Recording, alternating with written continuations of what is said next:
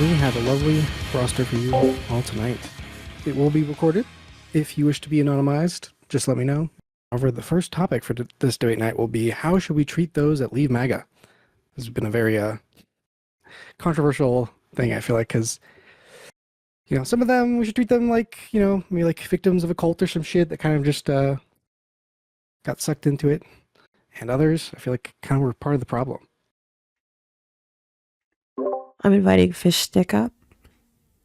Oh, let's go, Fish Stick. Generally, I think it's a pretty bad idea to just like treat the ones that are trying to leave the MAGA movement as garbage. I think that we should try to be as welcoming as possible. Obviously, like on a case-by-case basis, I think someone like previously mentioned Andrew Schultz, I mean, like he can be directly attributed to like his rise to power. Mhm. So I don't know. How about MGT? So I previously mentioned Schultz. So sorry, you were saying? Oh, he was saying we should treat them well. I was asking, how about MGT, Marjorie Taylor Greene, that was like, Jewish space lasers are destroying Hawaii, and the Democrats have have access to weather technology, and that's why they're sending hurricanes to Florida because it's a red state. And it was like, what the fuck? But now she's since I think she's just as bad as like the cabinet. She's probably just as culpable as they are. Okay. So like MGT is a fucking retard. like it's pretty crazy. To be honest, she is just fucking retarded. Like she's literally brain dead, fucking retarded. So that applied like a lot of, I guess, is there any, I don't know, have there been any other like people in power that have left MAGA that we should like try to reach out to, or So this would be like senators. Unfortunately, no. So, what I've seen, like even as an Australian, I've been paying attention to like a lot of the local senators, and they're not leaving their MAGA seats because they have so much, like in their opinion, they have so much political power that they're not going to leave those seats. You know what I mean? Like they are not going to leave those positions because they have so much political power in their electorate. Yeah, and it just sucks. It sucks. So then why did MTG, why'd she leave?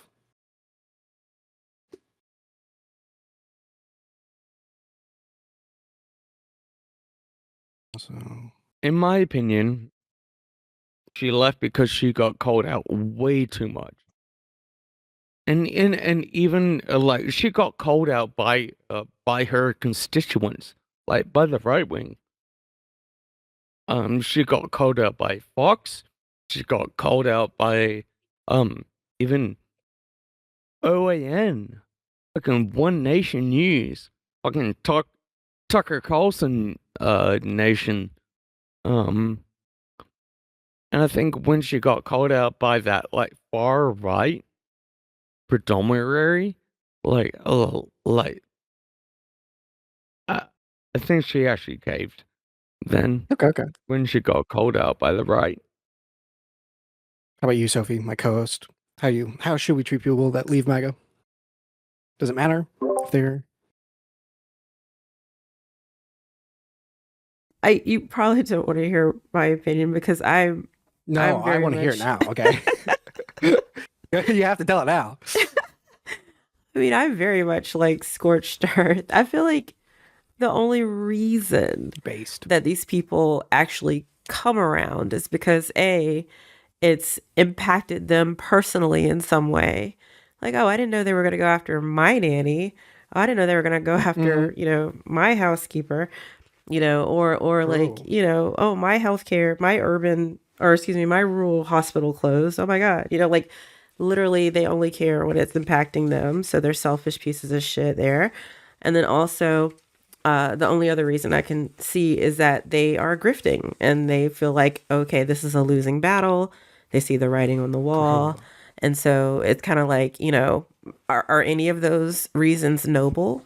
Are any of those reasons valid? Are any of those reasons respectable? I don't think so. And so I'm kind of like, fuck them. You know, you wanted this. This is democracy. You voted for this. So here you go. Enjoy it. True. Especially with Marjorie, I feel like she's seeing the way that like Trump is going, and she's trying to like get out ahead of the fucking MAGA coalition fucking tearing itself apart. And she's Exactly. like, okay, I see the writing on the wall, so I'm gonna dip out so I look different than all the other fuckers are gonna leave in like a year or two. Yeah, I mean that's that second category. It's just the grift. Like she's literally just like, okay, well, Trump didn't let me run for this Senate seat that I wanted. And so now I'm going to have to just do it my way. And this is her, you know, attempt at that. So yeah, somebody said Liz Cheney's example of a Republican that turned coat. And I agree. also, just that's a personal. Castnet? Yes. Okay. So my name is Jonathan. I'm from North Carolina. Hey, I'm from this North question Carolina. does apply to me because, yes, thank you. I actually was affiliated with MAGA for a very brief period of time over the past 10 years. Yes. So the question does apply to me. So over the past 10 years, personally, my local county Republican Party has been trying to push me away from leadership and saying, well, you know, he just needs more experience and whatnot. But for example, right now, my personal motivations is that I have been pushed so much. I just feel like I can't get anything. So in terms of business as well, I have started affiliating with more people on the political left. But even then, a lot of people do know me personally that I have been middle of the ground. So, you know, again, like a rewiring type thing, getting plugged in. The question is should we accept or not? I think the next section for this debate night would be how should we inform them on being a part of the community? And that's why I'm also here to listen. For me, obviously, Marjorie Taylor Greene, don't accept her. Okay. The writing has been on the wall. I don't think I need to really go into depth. But for example, when I was a triad regional director for the North Carolina Young Republicans, I was there volunteering. Yes, I was volunteering there to check in people at the Christmas party. And then Madison Cawthorn rolls up in his throne of a wheelchair. And then he just says, hey, buddy, and then just sweeps right in. And I'm like, dude, what's going on? I listened to him speak. I heard nothing of intellectual diversity, nothing interesting. And then you just see your performance. It's people like that you should never accept. If the person can legitimately argue why this person has been performing, why this person wants to come in, I personally feel like you should be given a chance because I'm a part of that. Because I feel like I want to be doing good work. Yeah. Hey, let's start rolling Republicans. out some debaters and bringing new folks on. I'm gonna Messiah, thanks for coming up. I'm gonna go ahead and drop you out. And then Motto had a question. I'll pull you in. Yeah, bring it up for a second. But or is that okay before Motto goes off on you and shit? Yeah, bring up Motto. But yeah, before Motto comes in and starts asking you questions and shit, I just gotta say, I really appreciate you being here. And honestly, it makes me feel way more sane that like you're saying like, oh yeah, fucking MTG, like fuck this bitch, like because you have to believe like from the other side, there are just some people that like her with like space lasers, like Jewish space lasers that like started the wildfires in Hawaii and stuff. Absolutely, like, it's comedically funny. Yeah, we can all agree it's comedically funny. But there's a certain point where it's like, is this person really someone that should perform in your coalition? Yeah. And so again, make that call. Is this person reasonable to be a good face? Yeah. Moto had a question for you. Go ahead, Moto. Yeah, real quick. I'm not trying to like actually like get into debate, but I think this is a really important question to ask on this point, both for you and for the audience. To put my 2 cents in here, I think there's only one question that we should ask former MAGA, to decide whether or not we should welcome them with open arms or not. And it's would you vote for a politician that explicitly runs on holding Trump legally accountable for January 6th? If that answer is yes, let's go, get on the boat. If the answer is no, then get out of here. To put it mildly. Even Marjorie? Even Marjorie. Okay, if she is that's back pretty a crazy. politician, if she is willing to back a politician that explicitly and endorse a politician that explicitly runs on prosecuting Trump for both the fake electors plot and the January 6th coup, let's go. We'll deal with everything else later. All right. Well, I'll see you later as well, Mona. And that's all I had. Yeah. I'll leave it to Castnet. How would you answer that? Would you vote to incarcerate Donald J. Trump? I feel like that there's a number of different ways to go about it, but again, it's also been for so long.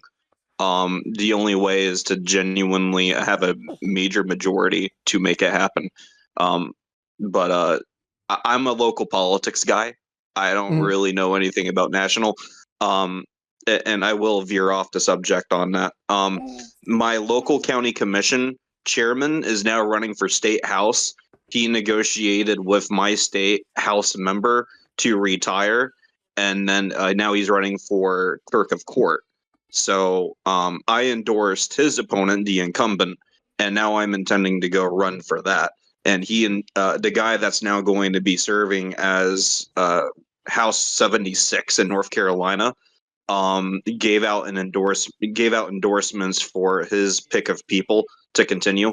My thing is that I'm ticked off with him because he approved of a data center, and it doesn't have any power plants in its blueprints and development. So we're going to see like a 270 to 300% increase in utility bills.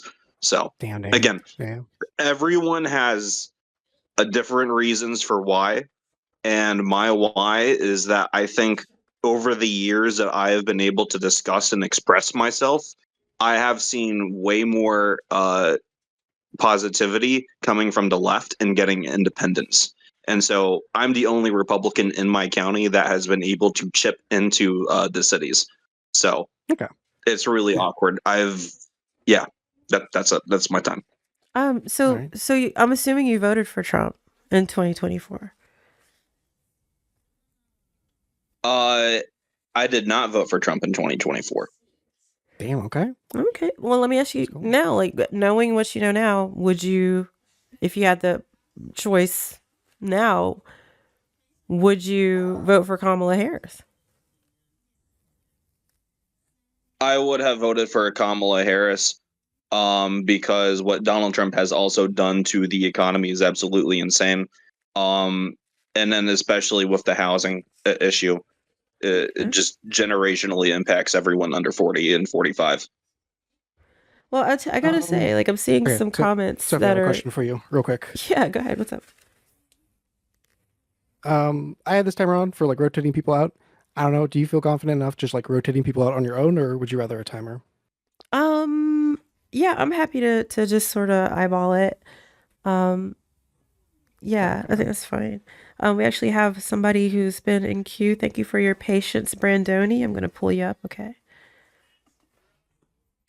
And then someone said single shot stud. I kind of disagree with the scorched earth take, at least as for misled conservatives who didn't believe they would go after the nonviolent illegals. Where do we allow the misinformation conservatives into the space? When talking about MTG, she's evil and is an example of knew what was happening and was for it, and got upset when she wasn't accepted as a woman in the space. Oh, that must feel so bad to like grift so fucking hard, but then you're a woman and they're just like, nah, fuck women, yeah. No, she knew that. I will say, Cassidy, like, I really appreciate your humility there. Like, honestly, like, yeah, I'm saying scorched earth, 100%. But it would be for people who are not like you, people who could not look back and see that Kamala actually would have been the better decision. Or, like you said, like, you're looking at it more from a economics lens. Like you're looking at it from a Republican lens, not like this MAGA weird alt-right white nationalist Christian, offshoot. So yeah, I think I can, even me, Scorch So Sophie, can can see the good in some of these people. But I do want to respond to Single Shot when he's saying that some of these people had genuine concerns about immigration and stuff like that. Like, that's still just fucking racism, my friend. Like, what are they genuinely really concerned with when it comes to immigration? If not just, oh, we don't want these brown people here committing crimes, or like for the people who are still especially like endorsing what ICE is doing now, like that's like, I don't think those people will ever come around. So that's not really who I'm trying to appeal to. It's more people like Castnet. Okay. I'm gonna grab some water real quick. I think Brandoni had a question. So. Yeah, go ahead. Sophie. Yeah, not so much a question. Yeah, not so much a question. How's my audio, by the way? You sound great. Yeah. We can hear you. Okay, cool. I guess I question the utility of bringing people into the movement that don't share our values in general, right? Reaching an olive branch out, trying to get them in the movement, and I question whether or not it's likely to work to begin with. Frankly, I wonder if a better strategy might just be to, mobilize the base more. Because I mentioned in the chat the Liz Cheney situation where I didn't feel like we got anything out of that. It doesn't really share our values as liberals, and all we did was get pushback from people on the left, right? Like we gave her a speaker at the DNC. Agreed. I genuinely couldn't agree more. I feel like though Liz Cheney is probably more akin to the kind of people that are who the left is hoping would, change their minds or come over to the dark side. So I mean, is that what we should do then? Is sort of classify or categorize the right or the wrong right? Like, is that valuable or I mean, yeah, I mean, I think like somebody like Liz Cheney and Never Trumpers not changing anybody's opinion, for politics. But back to sort of the Andrew Schulz's of the world, who I think is maybe just like a normie dipshit, right? Like, I think those people are valuable bringing in. Now, back when Joe Rogan sort of quasi-identified as liberal, I think that was valuable at the time, even though we didn't always see eye to eye, but the tent was big enough for people like him at the time.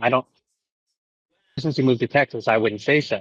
But Andrew Schulz is exactly the sort of person that I think fits within the bounds of what we should be trying to accomplish in coalition building. I agree. Okay. Almost welcome. Did you have almost had a thought? Disagreement. Yeah. Yeah, you guys were talking about my girl Cheney, okay? Okay. Politics suck. I can agree with that, okay? But these Republicans who are willing to make a stand against Trump, especially as early as Cheney did, she kind of battled early compared to the other Republicans now. I think those are exactly the people who, even if I don't like them, they're the people who keep our republic a republic. Wait. Like Mike Pence, gay conversion therapy wait, who are you talking about? I thought it was Dick Cheney. I thought it was a guy. Am I confused? Oh, Liz Cheney. We're talking Liz Cheney, right? I thought we said Liz Cheney. We were talking about Liz Cheney. Yeah. Maybe comparing Liz Cheney to Mike Pence. Okay, Liz Cheney is Dick Cheney's daughter, though, so okay, clear.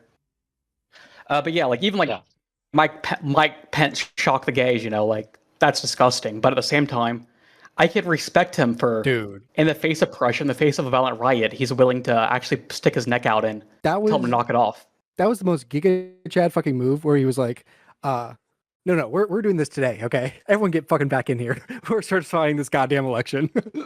And yeah, it's like, yeah, like I agree that he's bad, but like there is something worse than like bad politics and being like, homophobic, and that's fascism. And as long as we're willing to stop that, there's probably some kind of room. Okay, that's all I got to say. Hot magma. Yeah, What about I would people who be weren't with MAGA? curious if I could offer a little pushback. Good. Yeah, go ahead. Just a smidge of pushback where, because I agree in principle with what you're talking about, where, Mike Pence, I think, I probably wouldn't like him knowing, but I do like him if I knew him, but I do respect what he did.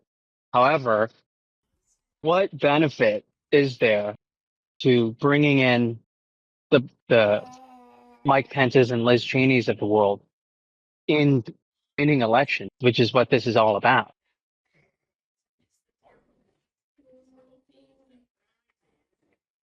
Oh, wait, did he leave?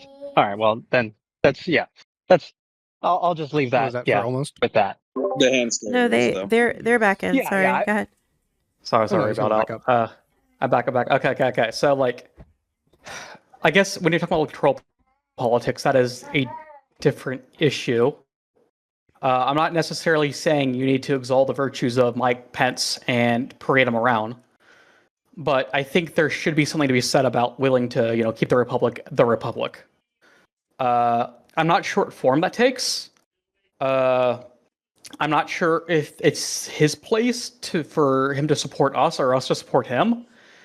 But maybe there's a place for him to be promoted in some way that's like orthogonal to the Democrats, like not as a Democrat, but like maybe he'd be worth, like, let's say, like funding or something, as long as he's willing to steer clear of Trumpism and populism that's leading the road to fascism.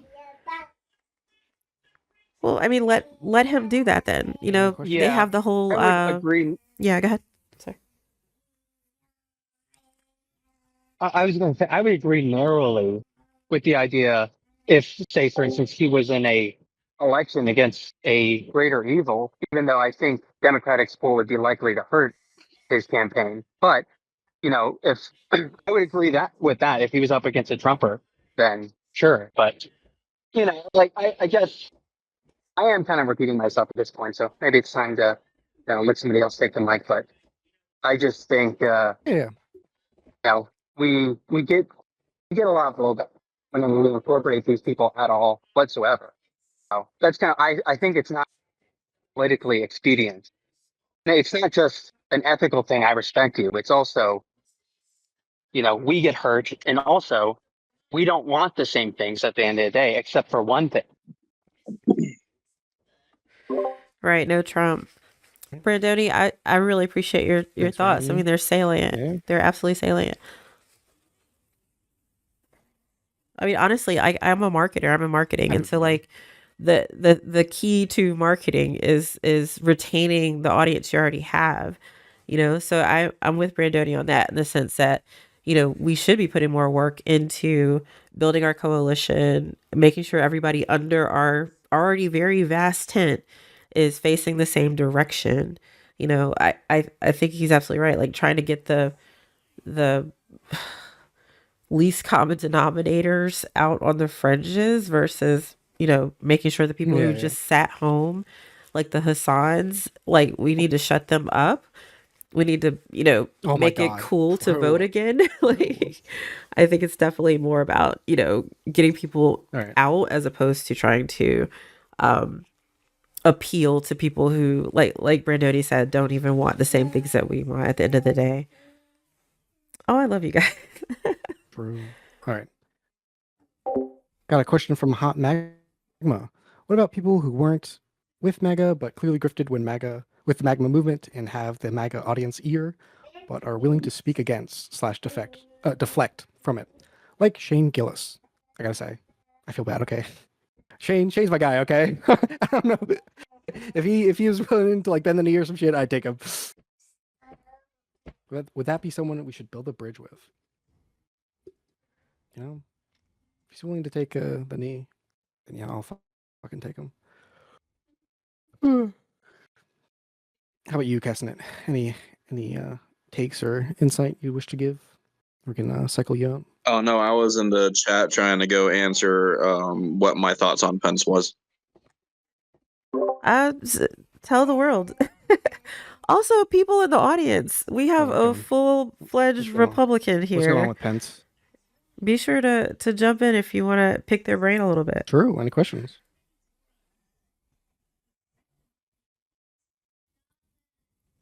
Go over the public transit theory of politics. I'm gonna be honest, Moto. I love you that you think I'm this well read to like know this, whatever this is. I'm not that guy. Moto, I'm bringing you back up.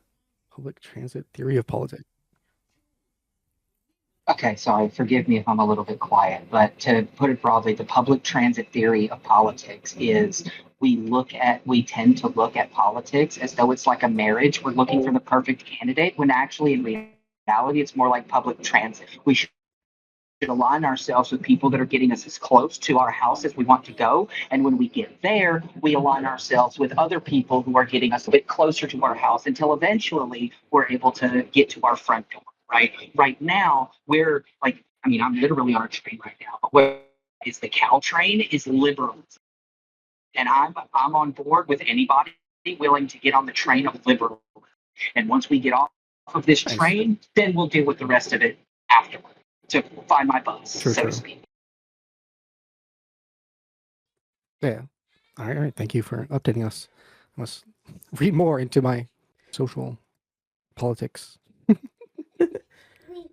But Castanet, that's fucking wild that you're not big on Pence. Like, I don't know. Maybe it's just like a thing for me of like when like the chips are down or some shit. I feel like that's where you like see what a real person is. Like with Ukraine and stuff. When they're like, hey, Zelensky, you want a fucking helicopter ride out? And he's like, nah, fucking send me more bullets. I don't need a ride. I need more ammo. Okay. And for Pence to be like, the president being like, yo, you should just, disregard these things and sign me into being the president. And he's like, nah, I'm not going to do that. And then they like hang Mike Pence. And then he's like, fuck it. We're going to get this done today. Yeah, or he possibly decided to go and not sign it on January 6th because he believed it would probably make Jesus Christ come closer to Earth a lot faster. Again, you also need to look into the background sometimes of people, because his mentors were like the moral majority group of people, and they taught him how to think and start acting in politics too. He doesn't have that white hair for nothing. Okay. And that fly didn't land on him, without a good reason. Based. Okay. How about you, Sophie? What's your take on Pence? On Pence, like, it's the same sort of shit. Like, like you do one good thing, like that's, I'm glad he did. I'm glad he didn't, go with the whole fake elector scheme and all that. I'm glad he didn't get strung up on January 6th. But, like at the same time, he supported Trump for 4 years. He was his running mate. He spewed that bullshit to get him, elected in the first place. He campaigned for him. Yeah, and I think he's probably way more entrenched in Project 2025 ideology and Heritage Foundation ideology than Trump ever was or will be. So the fact that like essentially JD Vance is Pence without the balls, it's like it's not really saying much, So I don't know. Like I'm glad he's around. I'm glad that he is actually spoken out. Sophie, you are on the right track about how I wanted to try and make that come out. Hey, look at that. Expound a little bit. Okay. Get into it. I lost my train of thought on this, but also keep in mind when Pence was trying to run for president, he wasn't even backing off of the fact that he was doing work with Donald Trump on policy while trying to run against him. Wow. Yeah, why am I not surprised? Okay. It just wasn't going to work out. Middle ground or some shit. They give some good middle ground for this shit. It's like the one guy from fucking Game of Thrones. Like a good deed doesn't outwash a bad, and a bad doesn't outwash a good or some shit. Like, yeah, Pence, like him doing that one good thing doesn't wash out all the bad shit that he's done. But all the all the bad shit that he's done doesn't unwash like the good shit that he did. Agree. Agree. And like I don't know. Okay. I mean, Okay, I got of the another day, question we were for like you. one Let's away from, go like, back into local politics a little Let bit. me finish. I was not done yet. Okay.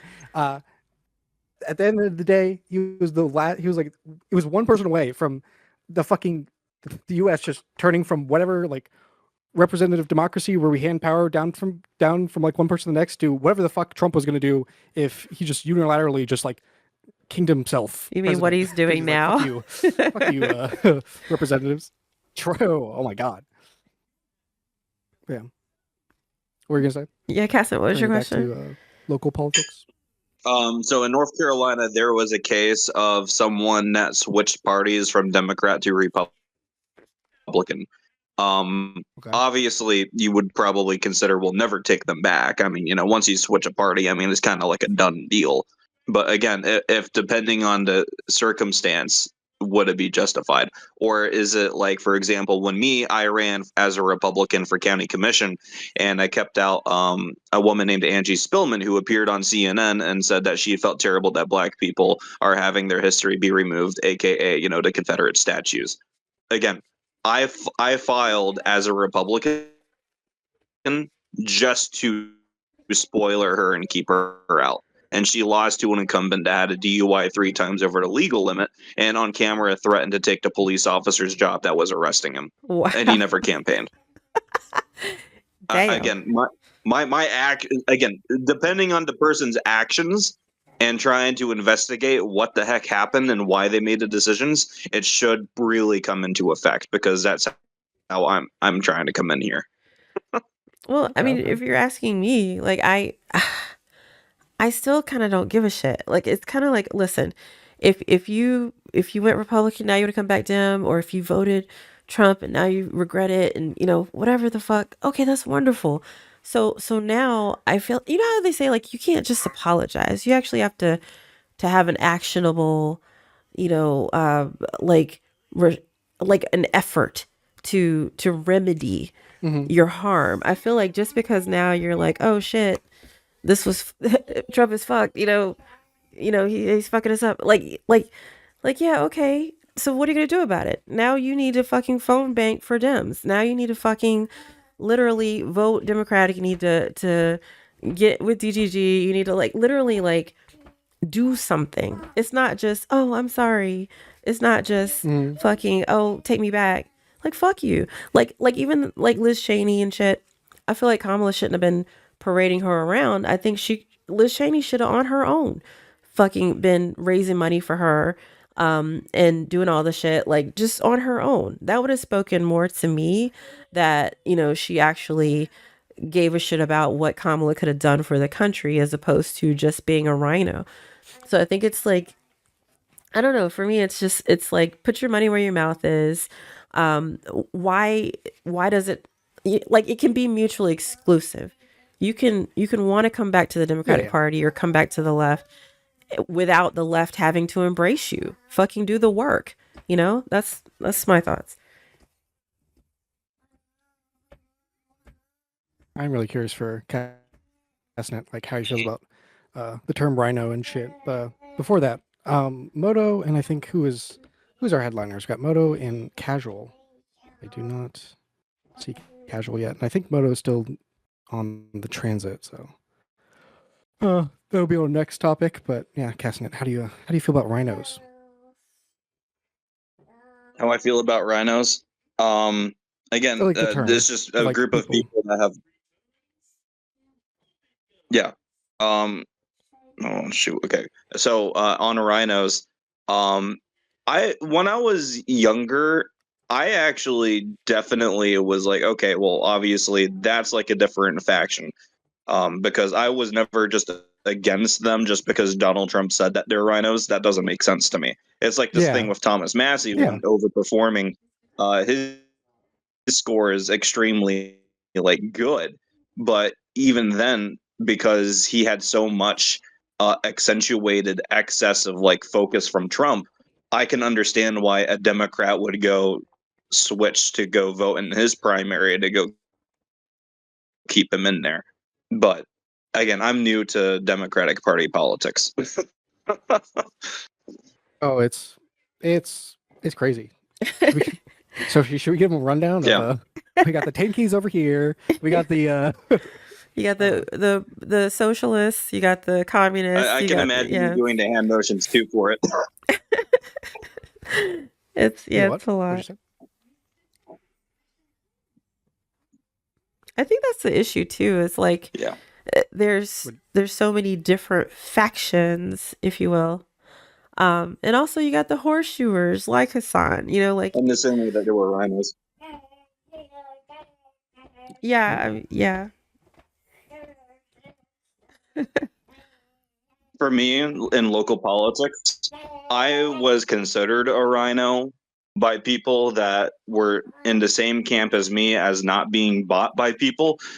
I was just in their way, so they just called me a rhino. So I understand where that some of that perspective comes from, and why I understand. Nice. Hey, maybe someone that would make a very similar argument with me on Mike Pence, for example, being a rhino in the past. But additionally, just because you might be for the same levels of growth, but you're just not picked. So like the current county commissioner chairman that's now running for state house. He's considered a rhino by a lot of different people, but when it comes down to policy, I mean, he's kind of running the Republican Party in my county to a very large degree.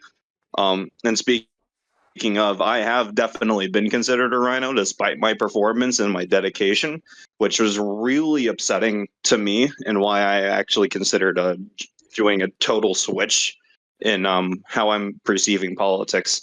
When I ran for school board and won on election night, 9 days later, lose to mail-in ballots that came in a three-way race against two other liberals. I had a state senator named Carl Ford give me a phone call and said that every person up on that stage let down the Republican Party, and personally him, that night. And I was like, well, I mean, you guys used to be able to go endorse Republican Party candidates if there was only one of them in their respective races in the past. And now I see you not doing it to me. So, I mean, it's a tit for tat. And he was ticked off on it. So Dude, that always I drives me said wild. that a When, school someone, board like, election treats you should like shit. remain nonpartisan. What'd you say, Yeah, Phoenix? I hate it. Yeah. Yeah, when like someone So, treats and you like again, shit, to and, like, restate for people that just you treat them joined, back. for me, absolutely.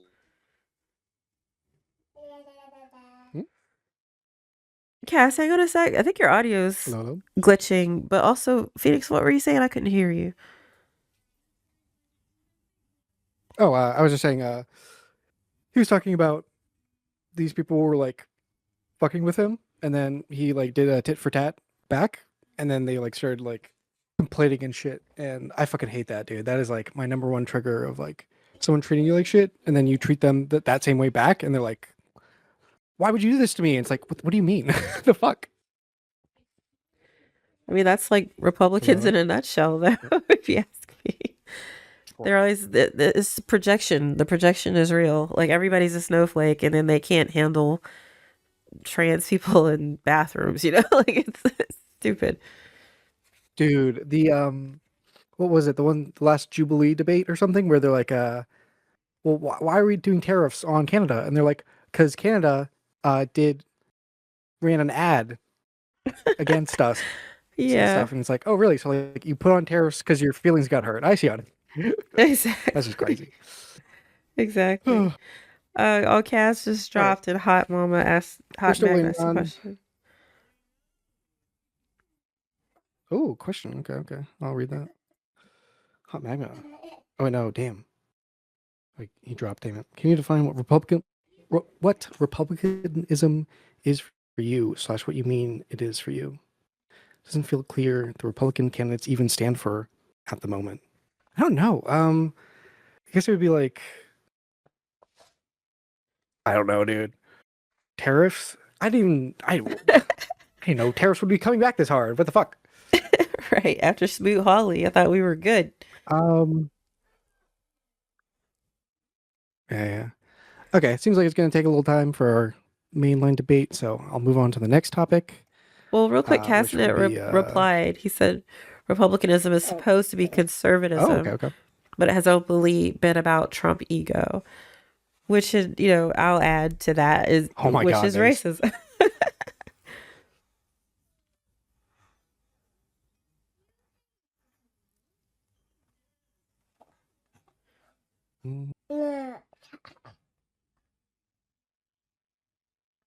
Okay, next one. Sorry, I'm just pulling up the next topic, Sure. which is in general chat. Yeah, if you're listening, feel free Open to topic 2. raise your hand in advance if you already know you want to jump on. Open topic 2. How will the Epstein files shake out? What's my? I don't even know. I don't know, dude. How about you, Sophie? Any opinions on how it will shake out? Well, I'm with Destiny on this one. His take is basically that, if there was something prosecutable there, then it would have been prosecuted. I'm pulling all this up, but yeah, I stand with my fellow Black Queen on that stance. Oh my God, that's so based. Holy shit. Okay. I think that Go almost. half the politicians are pedophiles and half the billionaires. Okay. Yeah. Anything else? That's it. So they will get convicted because they are those things, or they won't get convicted because they are those things. They will What are not you get saying? convicted because they are those things. Oh, okay. So Epstein files, nothing's gonna happen because they're all billionaires and shit. Yeah, they're all just billionaires, all in it together. Okay. Yeah. I mean, yeah. I don't really believe Okay. this. I'm just trying to be contrarian. I don't know. Like Destiny community was like fucking ripping him a new one that no, this is gonna be it. Okay, this is the thing. Okay, they're pedophiles. Right. They're gonna get charged for it. Okay, trust me. Okay. To be honest, I actually don't believe anything's going to happen. I don't think there is anything to find. I think that maybe there's 5 other pedophiles, but I don't think there's a big cabal. I think he is just a rich man who likes to traffic women he thinks looks pretty, and some of them happen to be underage because he also likes underage women, and that's kind of fucked up. God. Him, Bonnie does. What about the Dow? Okay, did you think about the Dow? Okay, what is the Dow at right now? Okay, I need to look it up. What is the Dow? But you know what? Okay, if we can pretend like it's a thing, and Bondi and Trump keep step in and shit every time we bring it up, I will keep doing it. Okay, because it's really funny. The Dow is up. Okay, it's almost $50,000. Yeah, I mean, I love the egg in their face. I will say that is the one thing that gets me. Yeah, it's the one thing that gets me is why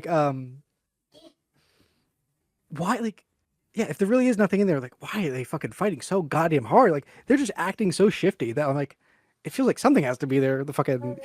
It's just weird. I mean, look at the redaction. 3 million pages still unreleased. I mean, absolutely.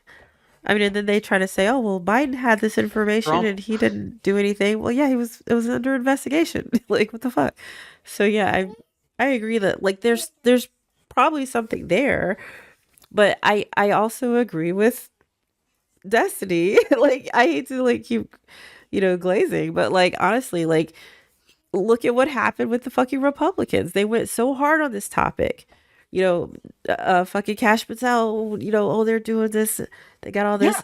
Everybody was, and so then look what happens. They get in there, they go through all this shit, and it's either A, there's really nothing there, or B, they've already covered it up. It's so I agree. What can really be done? Almost is hitting the nail on the head. They have too much money. They're already in power. They control all 3 branches of the government. They've had the chain of custody on this shit. So we're fucked. There's really nothing to be done. It's just a losing battle politically. One asterisk. That is the one asterisk I will put on there is that I think there's some room for possibility of there either being an investigation about the Epstein files into either Trump or someone Trump adjacent, just because I know for a fact there is no fucking way he's ever going to release any evidence which is, incontrovertible, which could indict him or anyone around him or anyone he's friends with. Of course Yeah, not. that would never happen. That's the one asterisk I have. Yep. And since the last GOJ under Biden was actually a normal one, they're not going to say anything until they already have the indictment finished. Unscary Ghost. And it's public. What's your position? And Moda. Oh, the Epstein files? Yeah. How will they shake out? Is it a nothing burger? Is something going to happen? The one guy that's like, nothing happens? Is he going to be wrong? Oh, Or is he gonna be right? Nothing that comes to fruition will match the hype that has been building since 2019. It's been almost 7 years now, 6 since he's killed himself. It's never going to satisfy anyone. You mean Wait, that? did you just say killed himself? Yeah. Oh, is there I'm disagreement? just fucking with you. Oh, okay, I was gonna say almost believes No. he didn't kill himself. Okay, No, I got no idea. what was I gonna say? Oh, but like, are you saying that like when they were talking about pizza or whatever the fuck, they were just talking about pizza? I honestly don't know that conspiracy at all. It's like were the Wayfair cabinets, like, you know. Oh yeah, that these shit. I things just saw that today. Holy shit. Okay, so like, yeah, these things happen constantly, but like it never is any payoff, right? And like you got to think to yourself, right? And like this is not just for Epstein, this is for all conspiracy theories. Like any time that you have a number of people involved in something, every time you add an additional person is an additional leak point. And to do something this massive and to just be like, okay, everybody's in on it, everyone's covering it up, there are no breaks, like it's not realistic, really. Anytime you try to keep something hidden, So, if I may, leaks. Yeah. Go for it, Meadow. if I may, Unscary Ghost, while I agree with you, probably 80%, that last 20% that you just spoke about, I kind of disagree with you on. The part I agree with you on is the Epstein files are the political equivalent of the Half-Life 3 meme. Okay, we'll get Half-Life 3 before we get any prosecutions for any of the Epstein shit. Okay, but the fact that there are estimated to be about 6 million files, right, as part of the entire like holistic package, and up to this point, Trump and Bondi and Patel have only released about half of them. And even in the half that they released is incredibly damning beyond any reasonable doubt. So if this is the stuff they chose to release, it could be conspiracy, but I think that says something about the stuff that they chose to still withhold. Moto, do you have a differing position? I also disagree with that. I had something to say, like, Go for it. to the last thing he said. The with there being like no leaks and everything like that, or no breaks. The fact that I mean, I'm sorry, I'm trying to like articulate. I'm driving now. No, you're good. Oh my He's God. right about that, by the way. Unscary Ghost is right about like, that. don't get me wrong. There might be breaks in there though. You know what I mean? But the problem is that you have to acknowledge the possibility that they could be, they're trying to save their party. They might have like similar beliefs to everything, and this Epstein stuff is going to fall apart, and they're trying to save the party or save themselves from the backlash of all of like the borderline Nazi Germany bullshit that they've been doing. Bro, Well, If you want to stick around for an after party single shot, I would love to. Yeah, if you want to stick around for like an after party, I would love to hash this out with you. But yeah, we know that there's high profile individuals named, like, who goes to the island, high profile individuals, flight logs exist. Like, it is very, very, very hard to just hide all of this, especially like after the fact, where someone's already on the radar because of his 2000, what was it, 2012 or 2010 or whatever, whenever he got in trouble the first time and he was on house arrest. Like, you're on the radar. Like, I feel as Like, though at the very least we could at least prove that they knew it was happening and did nothing about it. So here's a The one guy question. just being like, I Since we're never all talked to 12 him. now, We're 12. yeah. Since we're all 12 now, I have a question. Let's say that your parents Whoa. come home from, parents come home from work, right? And you have not done your homework and you've broken grandma's ashes urn, right? And your parent comes in and asks you, hey, what did you do wrong today? How would you answer your parent in that scenario? are you doing the thing where it's like I plead guilty to a lesser crime to hide the greater crime? Yes. Yeah, that doesn't necessarily work. It doesn't work all the time. Like there's this idea that like you can just You're do right. that and get away with it. It doesn't No, work. you're though, right. Like It doesn't work. traditionally. No, you're right. It doesn't work, but people still do it, right? Yeah. I get the Okay. rationality behind it, but it's a coping mechanism. It's not like it doesn't work in reality though. To be honest, I feel like my I mom would. broke me and told me to tell the truth, or otherwise I'm getting even in more in trouble whenever she finds out about it. So I always ended up just telling her the truth I mean, anyways. that's also what cops tell you before they like your lawyer gets there. They're like, "Hey, come clean now. It'll be better than just confess now. You'll get a better deal than if you just don't do anything and you clam up, because we'll get you then." But that's not true. No. Unscary I mean, Joseph. my I'm mom a broke shitless It's an my mom now. broke me intimidation with that tactic. though. Your mom 'cause- does it. The cops Her do mom. it. Like, For come on. No, I'm Sophie, just what were saying you that that's my anecdotal experience with that take or that analogy or whatever. You know what I mean? Because like my mom literally did that to me, and I just told on myself every single time. I have a story whenever I was in like daycare or whatever, and I was like, I don't know, like 8. I went. I was playing what is it, Dutch ball or whatever.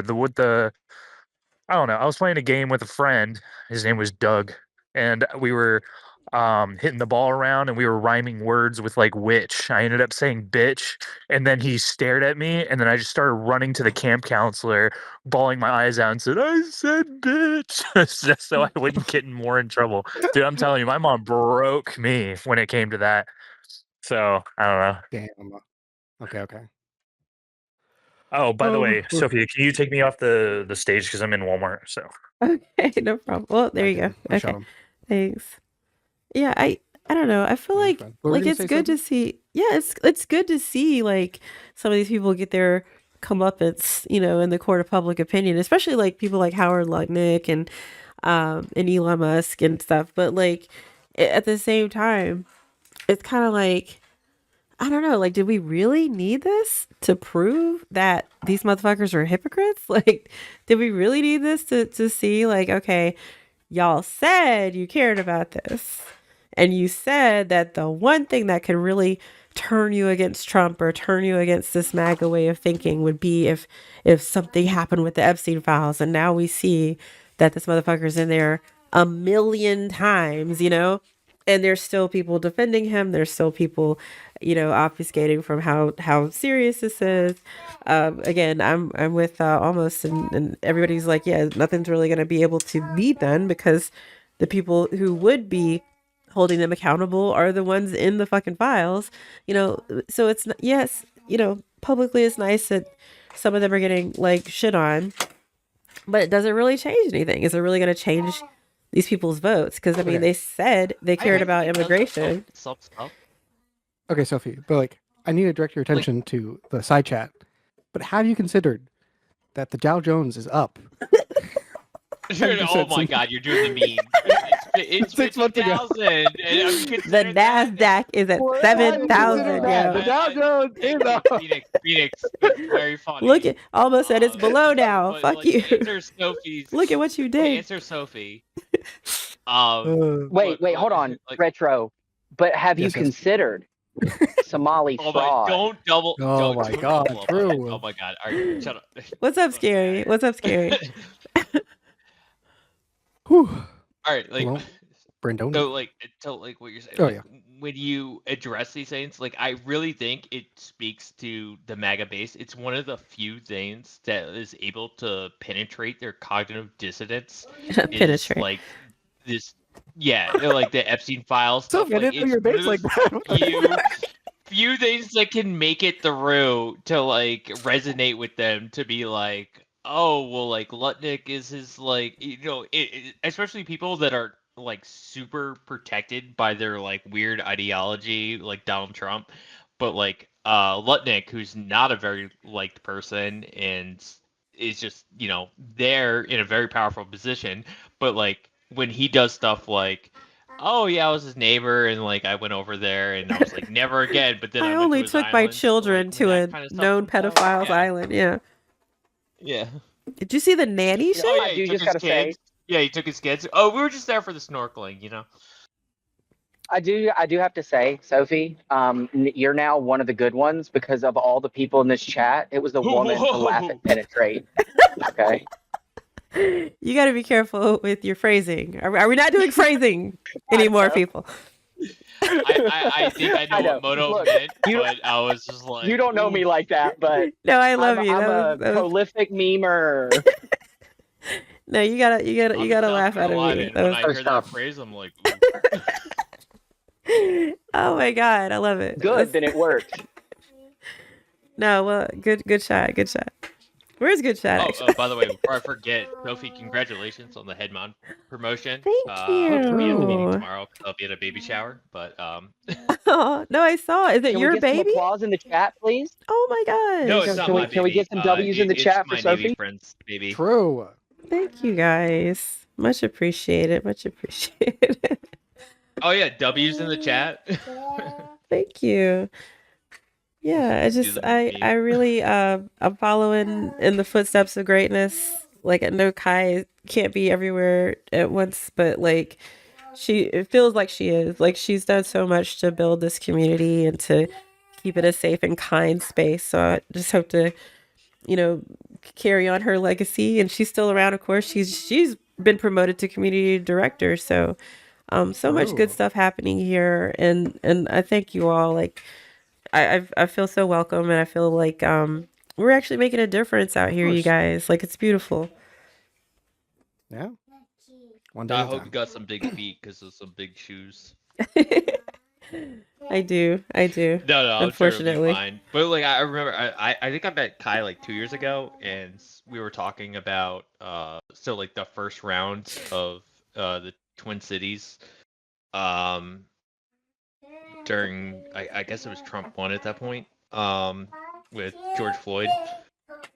And now we're like round 2 with this nonsense. So it's yeah. it's just like Crazy. I feel so bad for her. Because Aw. what a proactive person in her community. So big shout out to Kai for everyone Absolutely. listening. Oh, hell yeah. Absolutely. Kai is a legend. I love that Did girl to Brando death. get in? I would go to battle for her, okay? We 10 don't toes speak down. Exactly. True. Hey, guy buddy, you gotta like raise your hand. Hit the little hand button on the panel, and we'll pull you up. I can bring him in. I think Brent Tony had something. Yeah. A little bit. I guess just back to the topic at hand, I kind of segmented the Epstein files 2 ways. One was, the being cautious of any sort of collateral damage. Like, I know Sam Harris, one of his podcasts recently, just sort of mentioned how desperate the scientific community was for funding, right? And he's like, yeah, I mean, there's nobody to do the funding except for these weirdo billionaires, right? So you have to rub shoulders with them, and it's something that I'm in sales. I somewhat understand that because I sort of have to use people that I don't necessarily like. But the other thing is, I think there is just a nascent level of schizophrenia among Trump's base that I do think this sort of thing will be persuasive, even though it's not to me necessarily. And that I think we should lean into it for sure. and that should be in campaign ads. And you supported so and so who who put X amount of people on the Epstein files in his administration, etc. But I do think if there's one thing that is persuasive to getting these people to stay home, it is that. Okay, so like you don't necessarily believe in them, but you think they'd be useful as a tool against the MAGA, basically. Yeah. I think they made their Okay. bed, and we can let them lie in it. True. So I think it's most important to remember, even though Trump we may not have evidence, Trump was like, how do I say this without being too aggressive?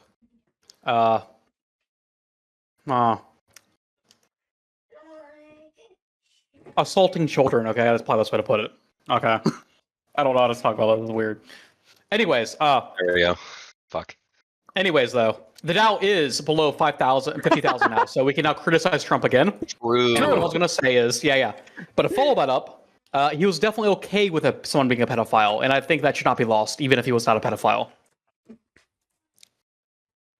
I don't know. I thought there was shit like that was even like incriminating Trump that like he did do stuff with like underage girls or some shit. Okay. If you really want me to put on my conspiracy hat, it is really weird. He had a teenage modeling agency, and one of the people he worked with got convicted for child sex trafficking. That's really weird. And the fact that like people aren't talking about that is insane. So that that's is the probably first time I've heard of this. I know.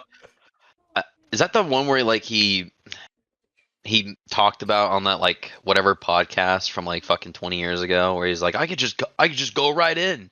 I could see all the women all naked and shit. Oh yeah. It was fucking crazy. Yes. That's fucking insane. That's funny. I wanted. What do you have to say? You guys were talking about the Pam Bondi hearing. The Dow? That shit was fucking Yeah, the Dow. I don't even know what the fucking Dow. I'm so sorry, bro. I thought we were talking about Somali fraud. Fringe. What about Pam Bondi? I thought it was fucking Keno. Like it's nice to see that the Democrats are like, getting aggressive and like actually calling out the bullshit. Like when I was watching Destiny react to it, and like when Destiny mentioned the fucking burn binder, not even like 10 minutes later, like oh my god. Well, it was I forgot his name, but I think he was Mexican. He called out the fucking burn folder.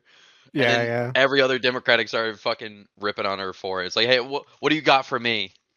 I'm gonna rank that it. Shit was. It's the Winter Olympics. Give me what you have for me, and I'll rank flipped. it. That was beautiful. Flipped. That was such a beautiful display of embarrassing that fucking traitor that is Pam Bondi. What is the burn book?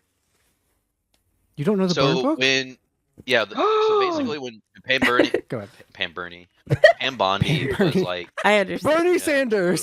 That's the burn book. Pam Bernie. Yeah, when Pam Bondi, when she was, I don't know the terminology of it, but when she was, being addressed by the congressman, she would flip to pages, and then like when she wouldn't answer a question, she would just reply back with like, "Don't you know in your city that there was like 15,000 in crime, and here's a picture of this guy that we got deported. He had sexual assault, and you don't know about that?" Yeah. She did that with like every fucking Democratic lawmaker that she like had like info on. Like she would not answer a single fucking like question unless you were like sucking her metaphorical dick. No, I think I saw something about that, but wasn't it that she literally had printed out fucking documents that were showing all of the searches that the senators who were allowed to see the unredacted files? Like she literally was able to see what was of interest to them and what they had been searching for. Like and then they called that shit a fucking oversight. Oh, it was an oversight that we just printed out the search histories from the 4 computers that we allowed these people to look at 3 million files on. Like, it's absolutely nuts to me.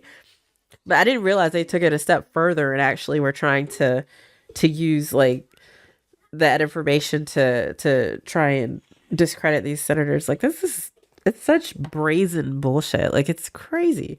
Yeah. Yeah. Seriously is. I think one thing that really irritates me is just like how fake her Ew. performative anger is. Like, I don't know if anybody else can whiff the bullshit. Well, it's a that performance whenever for she one. says anything with, yeah, like, Sorry, guy. Anything else? our great president is the greatest president in history. It's like, okay, Oh my all right. god, true. I mean, that's who she's Okay, talking to, and so- she knows her audience well. Like, he's eaten that almost. shit all the way up. True. If you guys Almost. want Yeah. my tinfoil hat, check side chat. That's all I'll say. What? Here's a question for the room, apropos of that. How do you think that the amount of people that would turn on the administration has reached the bottom, or do you think that there are more people that could potentially be turned against the administration, for even if it's by their own hand? And then the follow up to that is, even if it were true that there are like that his disapproval could get lower, would it even matter to them at this point? I mean, honestly, I don't yeah. think it matters. I don't think it matters. No, I think It may, it's gonna be like a dam. Okay, once it breaks, they're all gonna fucking flood away. All right, that's my guess. I Yeah, think but if my Trump question- shot but- protesters, Like, I hope all of these things that we thought were important, but like after like 10 years of like the Trump agenda, like people, Well, it's hard for me Yeah, because yeah, like no. I'm learning all of this stuff. Like I'm learning all of these things that are in place that we should respect and that we should, hold value to. Mhm. But for Well, I the guess generations before me, I would assume that like they should know this already and like respect these things and know them, but they clearly don't give that much of a fuck about it. so. I I don't know have if that I have a makes any theory sense. about that. No, it totally does. I actually have a theory about that, but more to retro. What I'm getting at here when I say, will it even matter to them, right? Like, clearly Trump right now, his disapproval, it drops, if fucking craters off, So low, it's like, right after yeah. both of his elections. It's at the lowest point it's ever been, and all of that stuff. But it doesn't seem to really be hindering their decision on policy, messaging, or anything else. So when I say, will it even matter if more people turn against the administration? What I'm saying is like, are we already in the throes of the authoritarian takeover? Like, is that pretty much too late to stop at this point, even if Americans were to come together unilaterally and say, no, this is enough? That's my question of, will it matter? Okay. well, yeah. Well, no, almost. It was directed at me. Okay, he asked me specifically. I think it's like a. How do I say this? Basically, it's gonna be like, who's gonna be left holding the bag? Okay, is basically where the Republicans are at. Of when are they gonna break with Trump? And I think stuff like this makes it so it makes it happen sooner than later. If that makes sense. Yeah. I mean, it does, but I don't. I fucking hope so. I love you so much, Retro, but that was a very unsatisfying answer to my question. Why is that? What? Well, okay. Here's the reason I say it's unsatisfying, right? So, like, right now, to kind of like, in case Casual shows up, just to give you all a little preview, because of what's going on with immigration enforcement right now, at this point, the polling in regards to severe ICE reform at the bare minimum is like 75% right now across the board. Holy shit. Like literally the only demographic, and this was a fucking wild statistic that I found, that still approves of ICE at this point are white Christian men over the age of 50. Literally every other demographic is in popular support of, a majority support for either abolishing ICE or severe reform.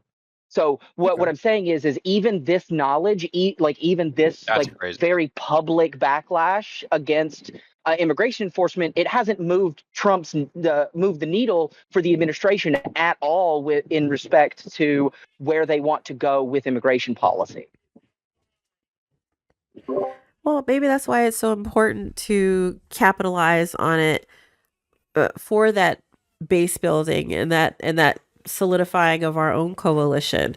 It's nuts to me that even with all the bullshit from fucking Signalgate to all the way back to the fucking plane crashes with the FAA shit, literally shit, true. every fucking moment of this administration has been an opportunity. Hold on, it's been a moment for this for the right government. Hold on a second. I'm just saying every step of the way it has been a moment for the left to coalesce on some sort of messaging, and the fact that we have failed to do that. In fact, the only person out here doing any semblance of that is Gavin Newsom. And so then I absolutely feel like we need to step it up, and maybe this is what catalyzes that, so that we can almost was saying really build our own base up, stop worrying about these the MAGA base who does finally feel disenfranchised, and if they do feel disenfranchised again, demand that they do the work to have penance for that before we actually try to accept them into our ranks. But I'm sorry, go ahead, Guy. I didn't mean to cut you off. No, I was just as a marketer, I'm sure you can appreciate what I'm about to say. Okay, one of the things that I think that MAGA has done very, very well ever since its inception, ever since the golden elevator moment, right, was they market themselves well by keeping their rhetoric simple and short. Right. They have the same 3 points that they've been hammering on for the last 15 years. Right. Stolen elections, bad brown people, and Democrat censorship. That's all they ever talk about. Those are the only 3 points. And while I agree with you that there are a million different things that on their own would be not only unprecedented but unconscionable in a liberal democracy, right? I think one of the things that liberals fail to recognize is that feels like a gish gallop to the opposition. They don't care how many of these things happened, because it just gives them more ammunition to be bad faith with, right? I mean, if you ask me, I think what the Democratic Party should do going forward, or just liberals in general, is pick the 3 worst things that Trump has done and hammer the fuck out of those 3 things. That's all we talk about. That's all we deal with. That's all we debate. That's all we engage with. That's all I want to talk about. I want to talk about these 3 things. And eventually those 3 things will coalesce and get internalized to a point where, just like when people when MAGA thinks of Democrats, they think of these 3 things. We want liberals, when they think of MAGA, to think of 3 things that are super easy, super intuitive, to start having our own, and super simple. We need to be on the attack of our messaging, because Destiny says it right. Literally every fucking debate, it is something that a conservative or a Republican makes an accusation of. Whether it's about trans people, immigration, Somalians, the rigged election, they're applying, they're putting their foot on these. What am I saying? They're on the attack. They are the ones putting these positions out here. We need to do that. Yes. And the benefit of our end is that we actually have the facts. We actually have, the ability to defend these positions without being coward scumbags. And that's when all these fucking conservatives are going to fucking cower away and get the fuck out of here. True. I also anybody who's ever played in an RTS knows that the reason that turtling tends to be really bad in the long term is because when all you're doing is defending, you don't get a chance to counterattack. You don't get a chance to swing back. So the opponent gets to just do whatever they want completely unopposed. Well, also, can I respond? And then I want to let Lav, Ava speak, because they're new to the server. Welcome, honey. But I just want to say, when it comes to this whole thing, I don't know if you guys can see the chat that Castnet put in where it's like you got MAGA like doing their own thing while the rest of us in the real world are trying to really address the real issues. Like I think that really speaks to that, to the premise of what you're wanted to add on to saying. this. Yeah, but just like my whole thing really is that like ultimately they're not honest. Like we know they lie. So I don't know why we don't take that knowledge a step further and understand that everything they say they're concerned with, they're not. You know, they said they're concerned with immigration, but like there's been no actual legislation in regards to making immigration better at all. They say they're concerned about the Epstein files. We see they don't really give a shit about that. Like it's literally, you know, you have to just understand that it's really fucking bigotry. It's hatred. Trump and MAGA hate the same people that they do. You know, the Howard Lutnick, Kristi Noem, all of them just hate the same people that they do. And I think once we understand that these people weren't reasoned into their belief systems, they weren't reasoned into their political practices, I think that'll help us understand there's no messaging. There's nothing we can say to finally get through to them, because you can't reason somebody out of a belief system they never actually reasoned or logicked themselves into in the first place. So I think we should give ourselves a little grace, you know, like honestly, like it's, you know, we come up with these arguments. Oh, see, look, all this, he's in the Epstein files a million times. Oh, see, look, you know, he said he cared about this and he didn't do it. You know, oh, he said he wasn't going to do anything about abortion rights. And look, now they got rid of, you know, Roe versus Wade. Oh, look, they said they weren't going to attack this, and then they attacked it. Like literally, you know, we try to say, here's the reasonable, logical conclusion of this action, but that's not what they're concerned about, because they're just very happy that he's actively hating the same people that they hate too. So that's really my thought. All right, Guy Buddy. Wait, one second. Yeah, Guy I wanted Buddy, to add on to this. you say your last bit, and then I'll wait. You say your last bit, and then I'm gonna cycle you out. But yeah, go ahead. Gotcha. Cool. Yeah, I think the most important thing for us right now is building our own infrastructure, building our own coalition. Yep. And that is, I think we need to reinforce that, like, this is a liberal, democratic coalition.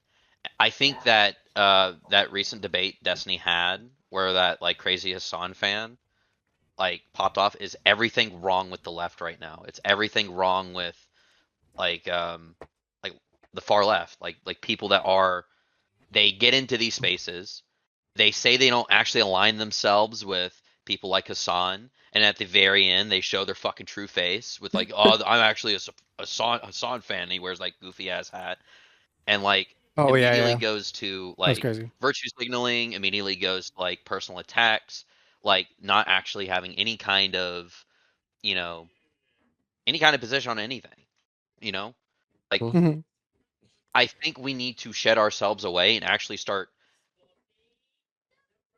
making, we need to start popping off against like people that are far left and making our own, like making our own. Yeah. You know? Agreed. And right, I think that'll really help, because like, well, real quick, let's let Love introduce herself and speak on what she wanted to say.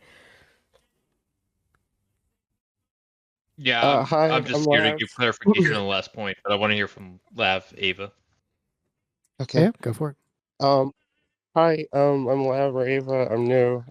I just woke up. I was awake for 30 hours. But anyways, I wanted to piggyback off this topic because it is something that I think is important, and something that I'm also working on trying to break the mold of, because I think that bridging the cultural divide within like degenerate spaces would actually be very useful to increasing our coalition capacity with communities who have otherwise been abandoned by like progressives and liberals and stuff because of optical survival. I think we need to be okay with taking perceived optical L's, because we're honestly dealing with people who are defending Jeffrey Epstein's best friend every single day with no values or positions that they actually want to hold him accountable for anything.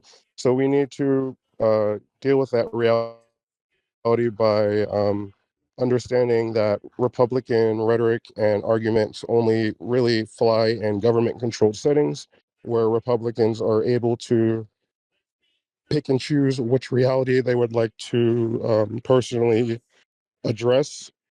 And you could see a prime example of that watching the Pam Bondi Attorney General thing on Epstein, because whenever they'd ask Pam Bondi a question, she would just pick some random talking point down a list of her book of Democrats to say it's disgusting, it's depraved, and I think we should be okay with like just taking some cultural or perceived optical L's to build up the coalitions that we're looking for, because we're like it or not, like chuds and people like that are being seen as more appealing than us because we're optics cooked for the most part. On the left, we're optics cooked. We have more responsibility and morals and ethics and things that we have to think about that actually like make sense and are logistical to think about. And I think that it's okay that we have those morals, but we have to be aware of who our opponents are and capitalize on that. Yeah, I couldn't agree more. I could not agree more. It's literally like, oh, you guys just care about black people. And it's like the left's like, no, we don't. See, we don't care about oh, you guys, all y'all care about is trans people. Oh, no, we don't. No, we don't. See, vote for us because we don't care about It's like, no, fucking go harder. Be like, hell yeah, we care about DEI. Yeah. Hell yeah, we care about CRT. Hell yeah, we care about trans kids. Fuck you. Yeah, I absolutely agree. I think that's the messaging that we should have and probably still should espouse. But Scary, you've been holding on to a thought for a while, sir. You go ahead. Yeah. Oh, I believe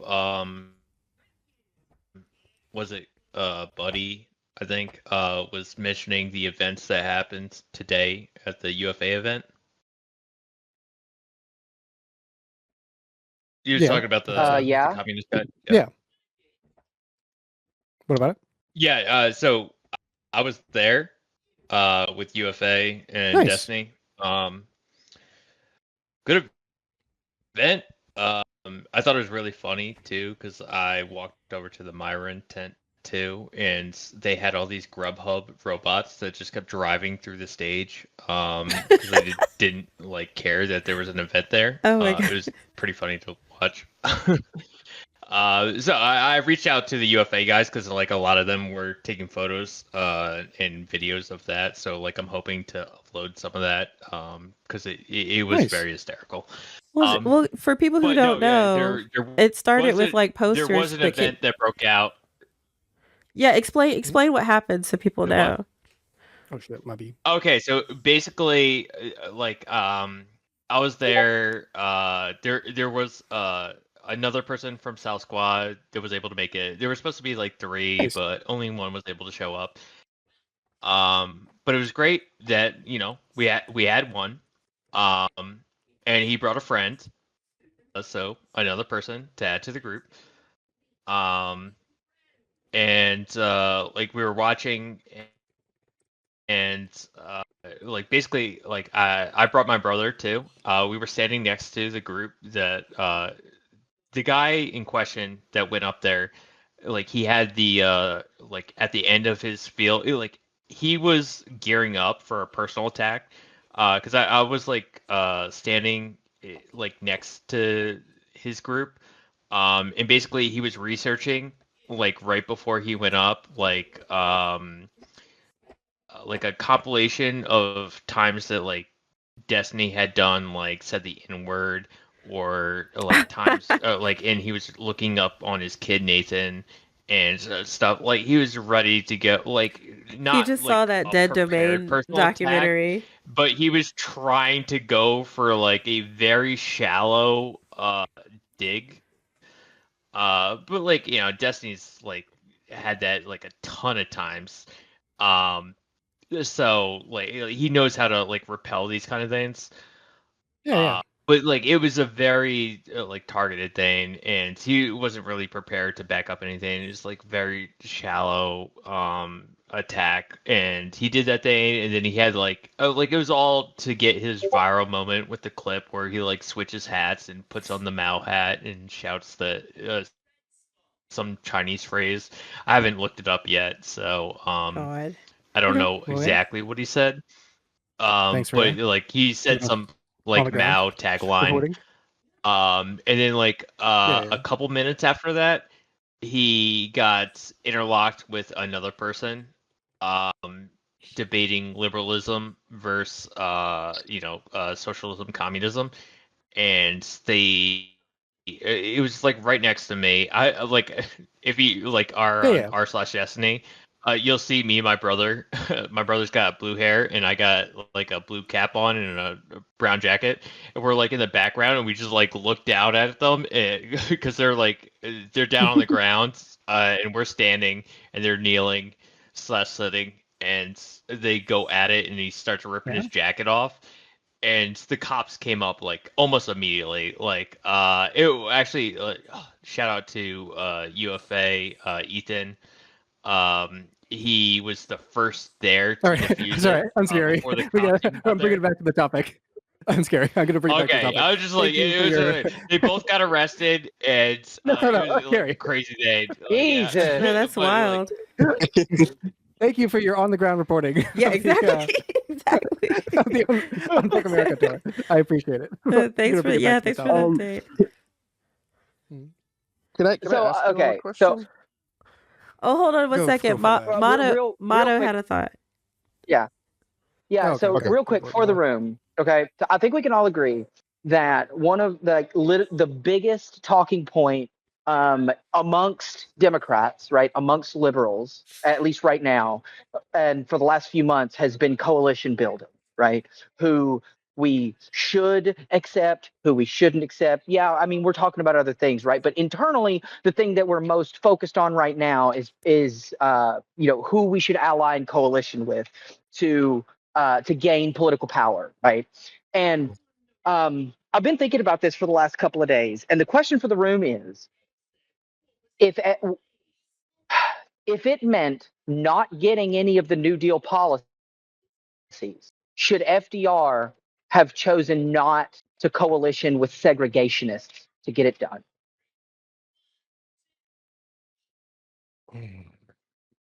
I think you should have got the New Deal shit. So whatever that is. Well, Okay.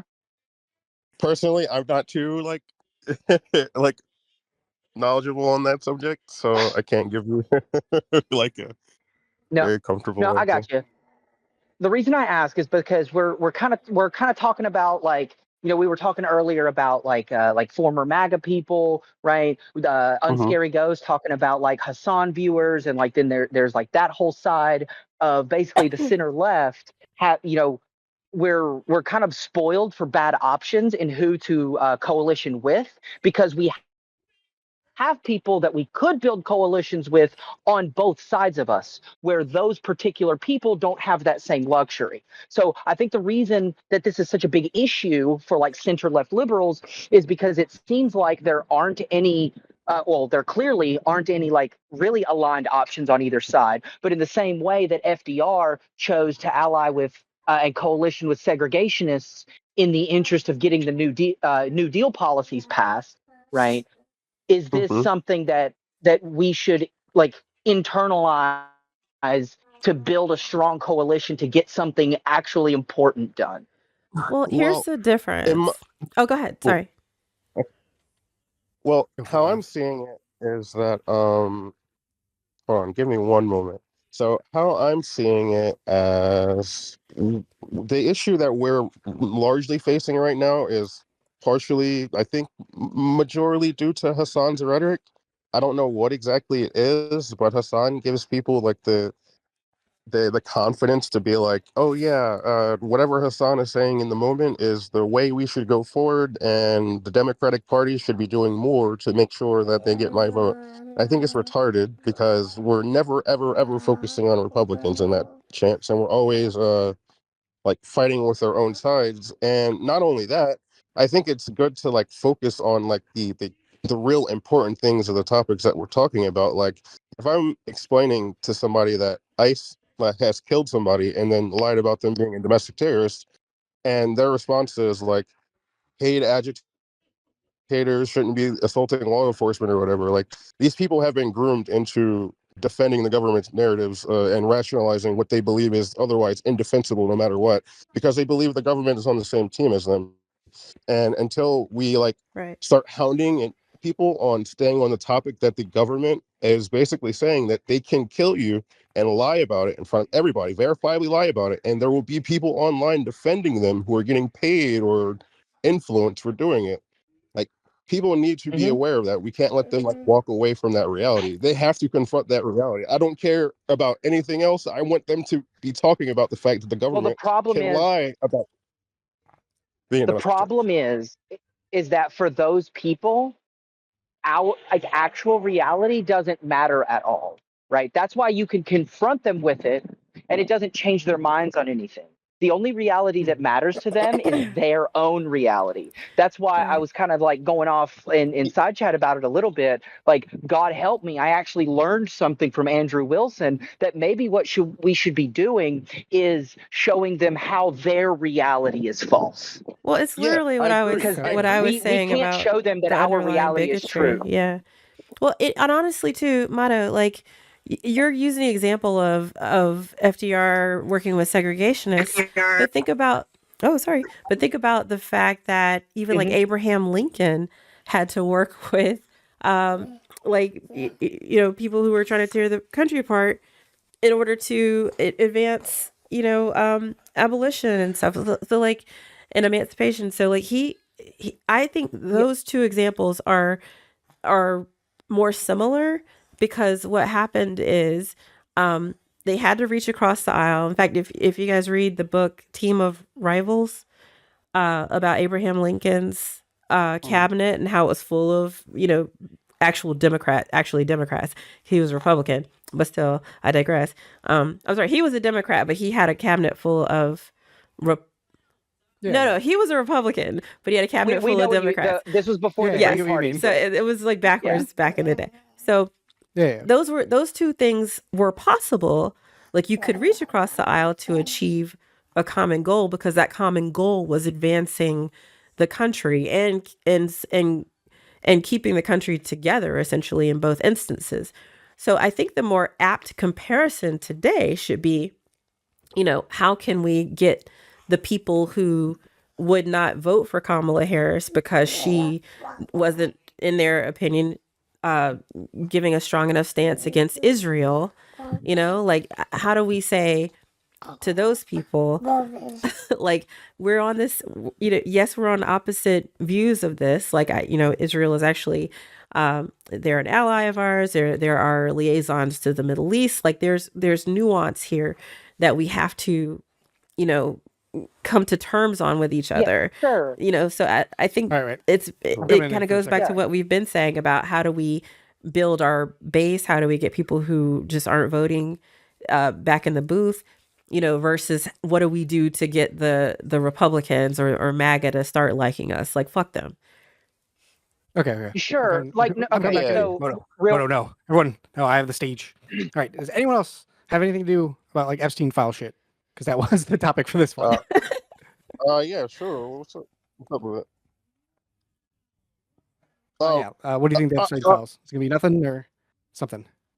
I mean, like it's clearly something. Like at this point, like the depraved, performative, rehearsed, like Trump ass licking that was like basically raping the victims of the Epstein files again was absolutely disgusting and depraved. And like what the Epstein files is pretty much telling me is that they're ready to ride or die with this nigga at this point. They know it's indefensible, know that they can't really do anything past this point besides keep going down the route that they're going. And because of that, I don't have any thoughts or like comfortable thoughts that they're actually having intentions of leaving. So I'd rather just stick to the talking point that I don't believe that Republicans plan on leaving, and they're kind of showing it by the way they're acting. Okay. All right. I, And I ending did that I topic. did want to I did want to also address what Sophie was saying about how can we like coalition build with like people who are on the left rather than like trying to appeal to like MAGA and stuff. And I think it would benefit us to try to give like left wing people better talking point positions on how to advance voting coalition without throwing out the bath with the bathwater. And what I mean by that is whenever the question Gavin Newsom or would you vote for Gavin Newsom comes up, like Hassan could have politically moved his positions forward without making it about himself. He could have easily said that I would rather have somebody else if it doesn't come down to the person that I would rather want because they've messed with my values. Then I'm down for whatever opportunities present themselves because Republicans are acting in a way or it's making me feel like they have no intentions of leaving. So if we can convince further left people that if you can get the Republicans out and then potentially have their spot because they are acting as traitors to the United States, that would probably be better for our position over MAGA. Okay, strong disagree actually because I think he's on like I think he's like an accelerationist or some shit where like he wants the country to like get worse off. So there's some kind of like revolution type shit. So yeah, absolutely. I'm not saying that I agree with like Hassan or anything like that. I'm saying that what his rhetoric does for people is it gives them an easy like thing to like harp on. Like I'm watching trans women walk to their deaths whenever Hassan says some shit like Democrats are just as bad. Democrats will kill trans people for votes. Like he's literally just telling trans people and the people who support him that it's better to just give up, head for the door because he wants America to fall and he doesn't care about so yeah. Crazy. Agreed. All right. I think the next topic is something with Moto. Fuck. I think it is the half a second. I have it right here. Okay. Some say Democrats have midterms in the bag and pushing for abolishing ICE will cause Dems to lose. Which is more important? Moto was supporting the abolishing ICE. I do not know where Casual is. He has not arrived on time. So if anyone has feelings on this topic, raise your hand. I will take all comers. Hey, I also think that we should abolish ICE. Phrasing. Really, sorry. I think we should abolish ICE. I don't think you can really reform the secret police while the secret police are still in action. So we kind of do have to abolish it, but we do need like actual like immigration enforcement. Obviously, that's important. People do care about like being safe and stuff like that, and like knowing that everybody who's around them is like accounted for. So we do need to figure out some sort of immigration enforcement. But the current way that ICE is set up, we do need to abolish it because there's no shape, way, or form we could just ignore it and keep moving on like nothing is going on. Okay. I will say, Lav, I was so scared when I saw your name. I'm like, is this the other fucking Lav? Oh god. Oh fucking no. Oh yeah. She addressed that mind already. Melding. We're mind melding right now. I was about to DM you. Is this the Lav? I literally deleted that message. Yeah, that is something I did a lot. Yeah, I remember her. But yeah, I'm gonna cycle you out right now because this was Moto. If anyone disagrees with Moto, please let us know about. Thanks, Lav. Someone said to read. I am the undefeated topic again. Who's Some say Dems going to be the have one? midterms in the bag, and pushing for abolishing ICE will cause the Dems to lose. Which is more important, winning the midterms or abolishing ICE? If anyone disagrees with this might Moto's help. Stance, please. Well, let me. Yeah, let me just give my position on this. It might make it a little bit easier for people to find out where they disagree. So I think that ICE should be abolished, but I'm going to do what I normally do, and I'm going to throw a wrench in Retro's plans, and I'm going to say that actually these two positions aren't mutually exclusive. I think they're actually synergistic. I think at this point, pushing to abolish ICE will actually make it easier for us to win the midterms. and depending on how that go, how the midterms go, maybe even 2028. Okay. I think the fake Messiah wanted to come up to speak. What is your take on this? Oh yeah, Hello? yeah. Sorry. Yeah. Hey. I definitely think for Democrats, our main fight is in the midterms. Yeah, I definitely want Democrats to fight more within their more like electoral areas, basically. Okay. In my opinion. All right. So I guess my next question what's your for take you on would what be. Bodo said? Yeah. Sorry. Yeah. Your next question. Go for it, Bodo. No, I was going to say then to try to clarify where we might have a disagreement here. Are you of the position that if or that actually are you of the position that that pushing to abolish ICE wouldn't be beneficial, like actively beneficial to Democrats in the midterms, or do you think it doesn't matter? It definitely matters. It's a net positive to abolish ICE. I think. For Well, no, Democrats, this is more about especially like pushing into the midterms. Well, this is more about the electoral, not the moral question of or the legal question of we should do this, we should do this. This is more about the electoral viability of the messaging of abolishing ICE. Do you think that this is something that Democrats should pursue because it'll be electorally effective, or do you think it'll hurt? The Supreme Court, the Supreme Court actually still supports sort of the Democratic view. Well, they have. I'm sorry. Keep going. My bad. Yeah, the way in which the Supreme Court has advocated for themselves, so right now. Well, right now, I'm sorry, I'm hiccuping. It's okay. No, you're good. You're good. I'm sorry. Hey, I'm gonna go ahead and cycle out. Thanks so much, Fake Messiah. I was just gonna say that. Just real quick, one last thing. Yeah, go ahead. No, go ahead, Mono. Go for it. I get the concerns. Yeah, I get the concerns with the Supreme Court and all that. But to clarify here, the Supreme Court really doesn't factor into this conversation really at all. Maybe Article 3 does, like Article 3 courts and stuff like that do. But I don't think the Supreme Court itself is relevant here, because I think it's actually key to the argument that abolishing ICE is something the Democrats should run on, because it's not bound to Article 3 courts.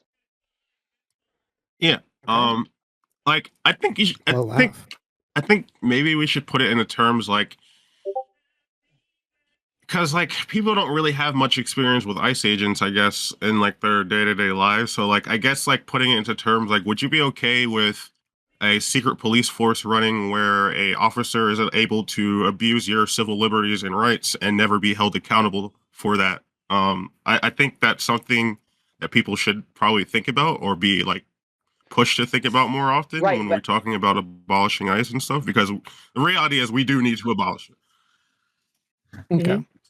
Well, the reason we need to abolish it, right, it comes down to the idea that, and I don't disagree with your framing, I just don't know if that's the most effective framing, because what it comes down to is we have to teach people and get them to intuitively understand that in order for you to have rights, you have to be able to advocate to do so, right? ICE has the ability to deny you the opportunity to even do that, right? And that to me, if you're a classical liberal, you want to defend liberalism, right? If you're the Democratic Party wanting to advocate for a return to liberal democracy, this is the point that I think you should be hammering home. Yeah, the Alex Preddy stuff was atrocious. The Renee Good stuff, like all that other stuff, is bad, right? But in a bucket of bad things, the fact that you don't that they can circumvent your ability to even claim a habeas petition should be the worst of the bunch. Yeah. Does anyone disagree with This is that? my last comment on it. Yeah, go for it.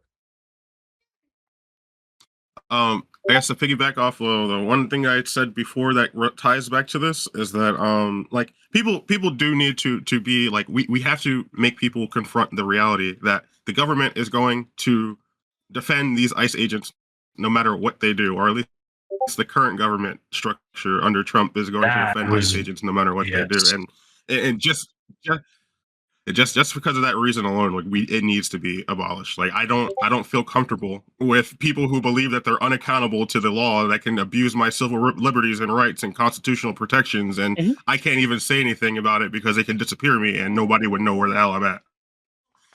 Yeah, I agree. Thanks. Well, Anything else? Here on me. I have something to say. I believe that the midterms would be far more important than the ICE stuff. Of course, I agree with most of the things that people said, but I feel like what we need our attention is on the midterms, because if we do not win the midterms, like it's going to be really, really hard for us to win in the grand scheme of things. We could talk about like the midterms themselves in an that's a different conversation, right? But I agree with you. Like we 100% should be focusing on the midterms. But my argument goes further than that. Like I said at the beginning, I don't think that the two positions presented as the topic are mutually exclusive. I actually believe that doing one or running on doing one will help us in the other. Yeah, I think it makes it harder for us to win if we don't run on abolishing ICE. Let me speak. So the moderates, and in my opinion, the moderates, at least the moderates that disagree with ICE, I would say, would argue that we don't want to abolish like ICE, or we can abolish. Like they would probably agree with like abolishing ICE the way it sits now, but abolishing ICE is more of like a reform of ICE is what it would be, because we do need border protection. We can't just throw away border protection. That's just not going to happen, and nobody's going to, it's just going to fall apart, just like the defund the police movement, and it's going to be the same exact thing. And we're putting too many fruits in one basket, and it's not going to help our other basket. I promise you. So, yeah. So two things there. First of all, I don't disagree with you, right? That abolish ICE as a slogan with nothing behind it would be a terrible way to run on this. 100% agree with you, right? For probably a lot of the same reasons with something like defund the police, right? But again, I find defund the police to be kind of a mirror image of what we're seeing right now, because defund the police was a slogan that didn't intuitively have anything tied to it, for one. Two, a lot of the reforms that were popular or the positions about defund the police that were popular, like on Twitter or online or whatever, were nowhere near the like most popular ideas in that movement. And the most popular ideas in that movement, and while they are things that most people would agree with, they were things that were really hard to explain to a lot of people, right? But with something like abolish ICE, that's a much easier lift, that's a much easier sell, and the slogan is way more intuitive to what it actually like what people feel when they hear it. Okay, I'm gonna say for this debate, let's try to take. Wait, hold. I'm gonna say, hold it down. Okay, I'm gonna say for this debate, let's try to take it like one point at a time, and let's try to address that thing of, is there a difference between like only pushing for the midterms or also trying to abolish ICE? Let's like solve that first, and then go for it from there. Well, yeah, sure. Well, like I said before, I think we should do one and do the other, actually. They dovetail. I guess I don't. If someone's like purely just anything for the midterm, it feels like they would have a higher success than trying to push also for abolishing ICE. So like if there's an option between something that would push forward the midterms chances or abolishing ICE, the chances of that happening, if you always pick the midterm option, I feel like that would increase the chances. Does that make sense? It does. But now you're saying, like, now the position that is on the other side of me is basically, should we do what the like what is popular amongst the base in order to win midterms? That I don't know if anybody can disagree with that, right? The way that that it's framed is though these two things are mutually exclusive, and they're not. Like, yes, we should abolish ICE because it would be a good thing to do, but it's also right now the easiest electoral lift for us on a messaging stance or from a messaging perspective. I'd be curious to hear your thoughts on because it could be an electoral boon for us, but it could also be an electoral boon for in the same way that they fund the police would. I'm wondering if it might not be better to sort of split the baby and say, look, we care about the border. That's why we try to pass so much legislation. I think we can campaign on prosecuting the people that kept on civil liberties and them and making sure they're never in public office again. But just let me actually kind of reframe what I said at the beginning. I I fear giving them a win. And I'm not sure Okay, so let exactly me how I cut feel through about this a this, but little I bit. just want to play devil's advocate a little bit. Yeah. No, you're good. Let me cut through this a little bit, okay? What is the what is generally believed to be like one of the big reasons why Kamala lost in 2024? It's that people didn't turn out to vote, right? Are you asking General for voting? wokeness. Yeah. Yeah, well, generally it's that people, like, she didn't get enough people, like as many people turned out to vote for her as did for Biden, right? There was voter apathy. It was a big problem with the Kamala campaign, right? We can all agree on that, right? Well, if we ask the follow-up question here, well, why is that, right? The common refrain here, it's because of people on the far left having promoting this idea that Democrats are feckless and weak, uninterested in actually standing up for democracy or anything like that, right? If we accept that this broad feeling led to the voter apathy that cost Kamala the election, right? The idea of us, well, not only the fact that it is broadly popular in pretty much every poll so far this year, right? Even if we ignore that, right? What the Democratic Party gets to do by running on this, even if they have to concede to some sort of reformation that at least brings immigration judges under Article 3, like I could live with that, right? But the point is that it would be electorally effective because it allows the Democratic Party to present themselves as willing to fight. And it corrects what was seemingly a mistake that tanked us in 24. I'm not and sure I that think that I would rile accept up the base. generally. I accept generally that voter turnout was, the ultimate issue, as it is in any election. I'm not sure I accept that it was because of pressure from the left. And it's certainly, Well, then why do you think it was? no election is monocausal, right? Like, so it could be both. But Sure. I'm sorry. Can you say your question again? No, I'm sorry. I might be lagging. I apologize. It's not intentional. My question was, if you don't think that it was because of the thing that I suggested, what do you think was the cause of that voter apathy? Because voter turnout dropped from 20 to 24. Well, I think. What do you think was the cause of that? Yeah, if I had to guess, I'd probably go on what Trump chose to spend his campaign money on. and it was, bullshit culture war issues and the border and inflation, and so No, I would I say, mean I can't. because I think So you think that suppressed Democratic voter turnout? yeah, I would say they couldn't find a good reason to vote for her.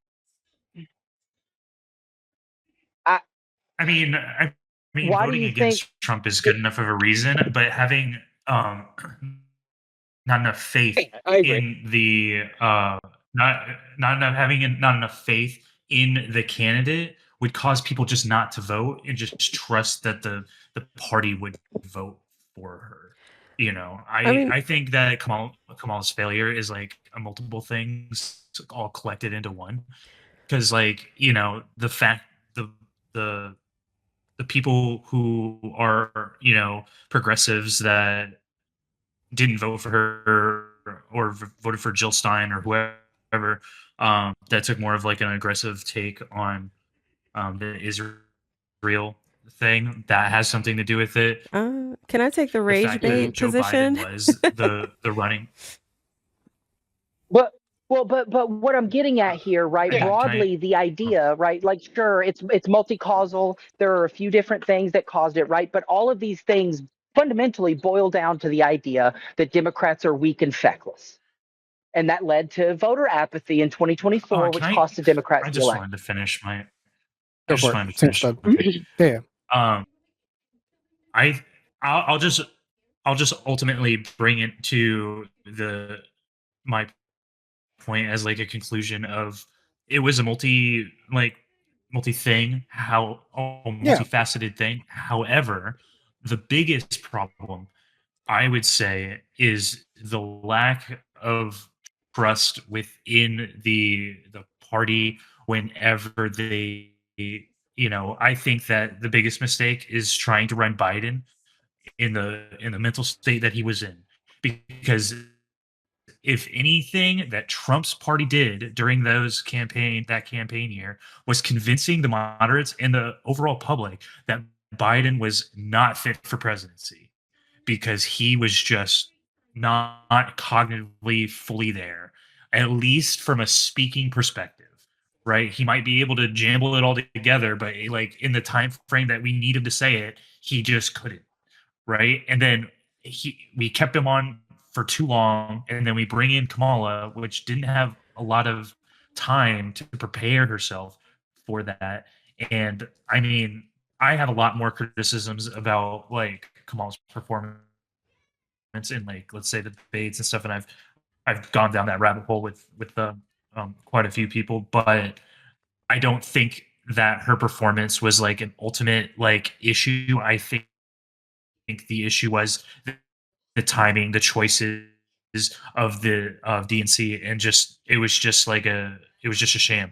Because like if they would have chosen to give up on Biden a lot sooner, we probably would have won that that whole um that whole show.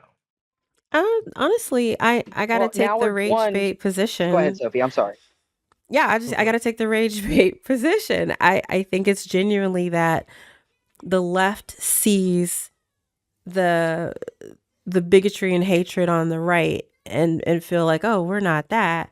When in reality, I think the left is yet to confront that they still espouse implicit bias of their own. I think that she wasn't supported because she's a black woman. I think period. I think everything people say, oh, For her. she was so about culture war. No, she wasn't. Oh, she was pro trans. She didn't. No, she wasn't. Oh, she didn't have a good policy. Yes, she did. Oh, she wasn't speaking. Yes, she fucking did. She was probably Go like off. the best fucking candidate we've had in a very, very long time. I think that everything that they tried to say she was, she wasn't. I think that literally, I think the left started to believe the right's messaging regarding her inability to lead. I just don't think they confronted why they felt that way. And the reality is they didn't see that a black woman could have that same backbone that they hoped Trump would against Netanyahu. And they didn't see that she could have the same backbone that they hoped Trump would against Putin.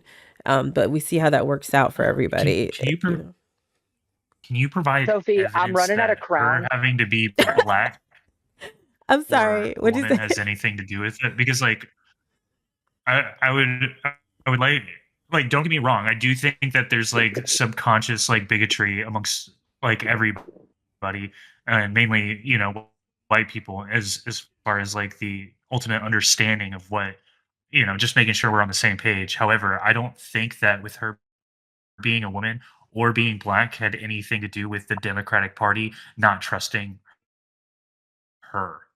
Well, And then if you could provide any evidence to show that what there's like a reason distrust in a do you black feel that woman there was being no the trust? leader, But again, like I feel like I I did. don't think I feel like I the don't think reasons she that was a they good. I give don't think she weren't. was a good speaker.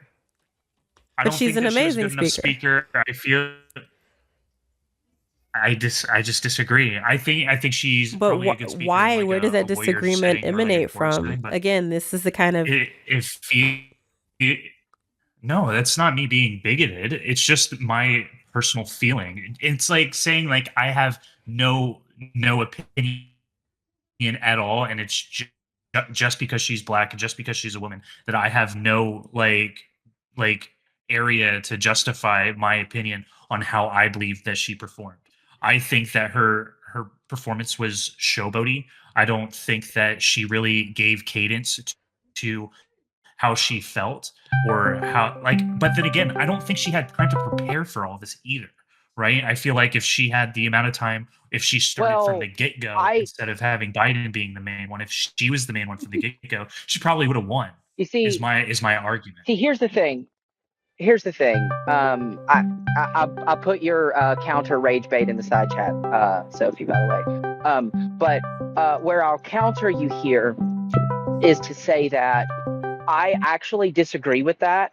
I think that her career as a state prosecutor in California, like basically her entire career has prepared her for this kind of moment. Like I agree with Sophie that she was an incredibly qualified candidate. This idea that she was like this fish out of water that was like thrust into a position she wasn't ready for, it's fallacious. Hold on. Right? Hold on. I don't think that we're giving me good faith with the fish out of the water comment, because I never said that she was just unworthy of being a good candidate. I just don't think that I didn't say she unworthy. expected. Well, fish out of water. I mean, come on. You made I'm the not saying she's implication. a You fish made out the of water. implication. You made the implication that she was a bad candidate because she didn't know how to navigate the No. space that she was stepping into. No, I think Not his necessarily. Is that an position was untrue No. characterization? No, I'd that's say not his what I'm characterization of his saying. position would be like She didn't have enough time to build basically. the confidence in her as a character. Like she was the vice president for 4 years. That's not enough time to build confidence in your character. Like, come on. Hold on. Literally. Her whole hold on. Her job, part of her job was 1, immigration, and 2, the no, it wasn't. It really wasn't. See, again, we believe people on the left believe the right. We just believe the right. This is MAGA propaganda. Exactly. That was not her fucking job. She was never the border czar. Like, and even being in charge of immigration is taking it too far. She was, I think it was something like she was responsible for managing how many people were taking up the asylum claim, because there was, I can't remember the specifics, but she was there to or her job when it came to immigration was literally to mitigate a very specific issue with one country in regards to asylum or something. It had, her job was not to open or close the border. It says it says Joe Biden tasked the Vice President Kamala Harris with leading the administration's diplomatic efforts to address the root causes of migration from Central America, from Honduras, Guatemala, El Salvador. This is literally migration. Right. Maybe not illegal immigration, but I was saying the border of just there were because there was gang activity. It wasn't about people and from Mexico. It wasn't about. It says she was not given the specific. specific responsibility for day-to-day security or management of the U.S.-Mexico border, which remained under the purview of the Department of Homeland Security. That is fine, but I was going to list can I please just state my whole thing, just we're all on the same page. Before you do, just to speak on that exact point. Oh my god! Think about, but just think about the fact that she also co-authored a bill, right, with like a Republican to actually mitigate some of those things, as far as, you know, addressing the border and having more agents and more judges and working on the asylum process and doing all that. Yes, we're not disagreeing on this. We're not disagreeing on this. Just let me finish, please. Go for it. So, one, she was giving some kind of responsibility of border migration, and she was also given some kind of responsibility with the Ukraine war. The moderates and the center rights don't believe that she did fuck all with both of those things. And at the end of the day, that's who we're supposed to get is swing voters, because at the end of the day, right, but you know, if we're trying to get progressives to vote for liberal or democratic candidates, and they're not, they're potentially swing voters themselves. But if we're trying to get moderates as well, we have to build trust in the candidate that we have. To bring it all the way back around to the Moto down. Okay. I'm gonna drag us back to the topic of this debate. I love this side tangent. Okay. Single shot stud. Great talking to you. I'm gonna cycle you out right now, and I'll give Lav. What do you? Yeah, the final thought on that. Yeah, I do think it's really worthwhile to recognize that we are kind of like in like sort of a like race realism-y kind of like area for like voters. I do think it's worrying that a lot of like Democratic or like left-leaning voters, or at least in the, like Jasmine Crockett, Talarico stuff in Texas, it seems like there's a lot of like just arguments being made on behalf of like farther left people that the white man is the electorally viable one, and yada yada yada. I do think I do think that it is good to actually recognize that yes, there are some race realism-y aspects that are being or espoused or like given to people who are on our side, and it should be looked at. 1,000%. Yes, ma'am. That was all. Thank you. Thanks, Law. Moto, I actually do disagree with you. Okay, this is crazy. All right. What do you mean? What's crazy? What do you think is crazy? Okay, that you can't see that, like, if you're choosing between two options of either A, like, midterms are more important, or B, getting ICE abolished is more important. That I think winning. I do think winning midterms is like more important. But how do we win midterms? We message properly, right? Yeah. Okay, but we have effective can you not messaging, see that there's some right? Yeah, that there's not some like legitimate argument to be made that like maybe instead of hammering on trying to abolish ICE, we hammer on like the Epstein files or some shit. Because like with the abolishing ICE, that brings it back to the like where they're strong at of the border and illegal immigration and shit.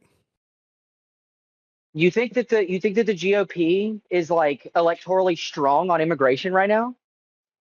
I think that's what they ran on, and that a lot of people, that's why they got elected, of closing down the border. Holy shit. I had a fucking like a goddamn 19-year-old. I was out canvassing for the 2024. I had a goddamn like 19-year-old in Ohio saying about how one of his most important thing was like the border. And I'm like, I don't even know what the Canadian border? Like, I don't fucking know what you're talking about right now. So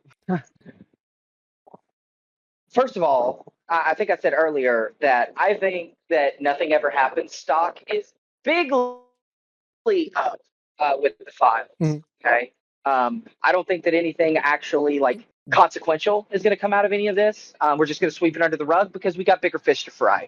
And you know what? At this point, I'm kind of in that camp, because the what's going on with ICE, like the fact that we still haven't dealt with January 6th, it is the worst thing that Trump has done, period, and we still haven't addressed that. Like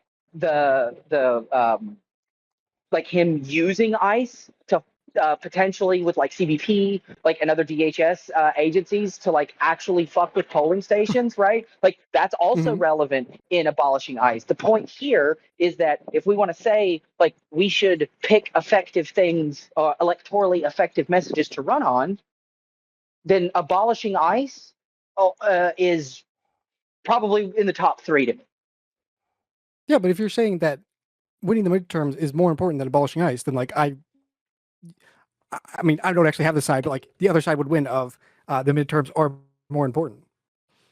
No, it's not, because what we if we want to say that winning midterms is more important than abolishing ICE, that's like saying that when eating food is more important than eating ice cream, right? Yeah, like, I'm saying I disagree. I disagree with your we point win that, elections. No, I disagree with your point that abolishing ICE or marketing on that is the thing that's the most effective. I can think of some other things, or like the Epstein files, some like other shit that's been going on. Fucking Pam Bondi, goddamn it, there have been Republicans that have come out against her. Okay, they're like, this How is about this? fucking disgraceful. I'll build a bridge. Sure, I'll build a bridge. If it turns out, if polling seems to suggest that running on abolishing ICE will be electorally detrimental to us in the midterms, then fuck it. But, I'm not saying that. I'm saying that there's something that's more I know. effective. Yeah. No, I'm saying there's not right now. We have 4 dead U.S. citizens in the street, gunned down like dogs by masked Gestapo wearing ICE on their vests. I don't know how you could get more salient than that. A bunch of children getting raped by a bunch of billionaires that had no accountability for them. And we've known this, and they voted for him anyway. We knew this years ago. We knew this years ago. I'll hand it off to Brandoni. What's new? And probably like wrap it after that. Sorry. No, you're fine. Yeah. Just wrapping it up. Brandoni. And I might have been eating at the time that somebody mentioned this. I guess I'm a little confused. Whenever I hear about the idea of abolishing ICE, I think it's generally a good idea. Not sure if it's electorally the best move, but I'm also wondering how feasible is that strategy of running on that? If at the midterms, when Dems wouldn't have the ability to do that, other than to defund it, which is what they're trying to do right now anyway. Well, here's the kill shot to this. Okay. Should Democrats only run on things that are politically feasible right now? I feel like it depends. Even if we win in 28?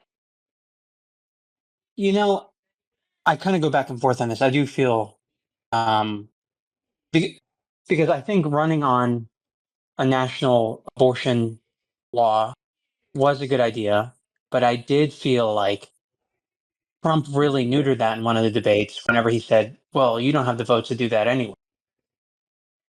So I saw that. I mean, I feel like people heard that and they just realized immediately that I don't know how many people watched the debate and decided to base their vote on that, but that was something that I felt at the time. I was like, that's a good point, actually. So Democrats shouldn't run on anything.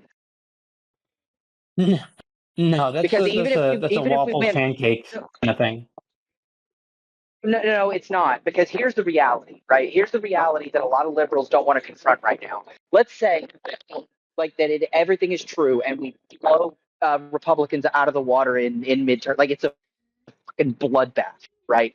First of all, we have a slim chance of even getting close to like having a supermajority in the House, but it's basically a pipe dream. The best we can hope for in the Senate, which is also a pipe dream, is to get a majority in the Senate, right? Still doesn't get us around the filibuster. Even if we could find a way around the filibuster, we still have to deal with Trump's veto itself. And there's no way that, which would require a veto-proof majority after that, which is even more impossible, right? And even if we win in 28, we would have to have supermajorities in both houses and the presidency to keep Republicans from blocking any attempt to do anything like passing legislation to abolish ICE, because that is the lowest bar. That's the lowest hurdle we could clear. Is just passing legislation. Do we need legislation to abolish ICE? They fold under the DHS. That would be a budgetary thing, wouldn't it? But it's either the Patriot Act or one of the other laws that were signed at the same time that established DHS. ICE, DHS as a department, ICE, CBP, all of these are statutory agencies, and it would require legislation to abolish them. I see. Okay. Well, even still, I imagine we can move on, but I'll leave it with this. I imagine that there's a mechanism that we could functionally defund ICE, leave it a defunct organization if we control all three levels of the government. True. All right. So we do crimes too. Andoni? I appreciate it, man. Of course. Yeah. All right. Probably gonna wrap it there. Sad that what was his name? Fucking Casual didn't show up at all. But you know what? No, that's okay. It happens. Yeah, I'm just gonna edit there. Send people to general chat if you want to keep talking. I saw some lively debate in the side chat for people. I just want to say thanks to Retro for having me. Yeah. Thank you, Retro, for having me. Thanks to Sophie for co-hosting. Thanks to all the debaters. It was awesome. Every time one of these comes around, it's literally the highlight of my whole month. I love you guys. Oh, that's great. And spread the word. Love you too. This is not Fight Club. Tell people about debate night. Yeah, absolutely. Retro. Love you too, Motto. Thank you so much for putting this on. You killed it as always. Also, your takes are so base. Seriously, I really enjoyed this, and I really appreciate you for having me on as well. Thank you. Such a pleasure to co-host with you. Of course. Honestly, not it wasn't something I had planned in mind, but having you as co-host has honestly been one of the most stress relieving things I've done since starting debate night. Oh, well, I'll try to stay up. Because I'm just Sophie, for please the next one. take him out back. Take him off the stage. All right, guys. Leave. Bye.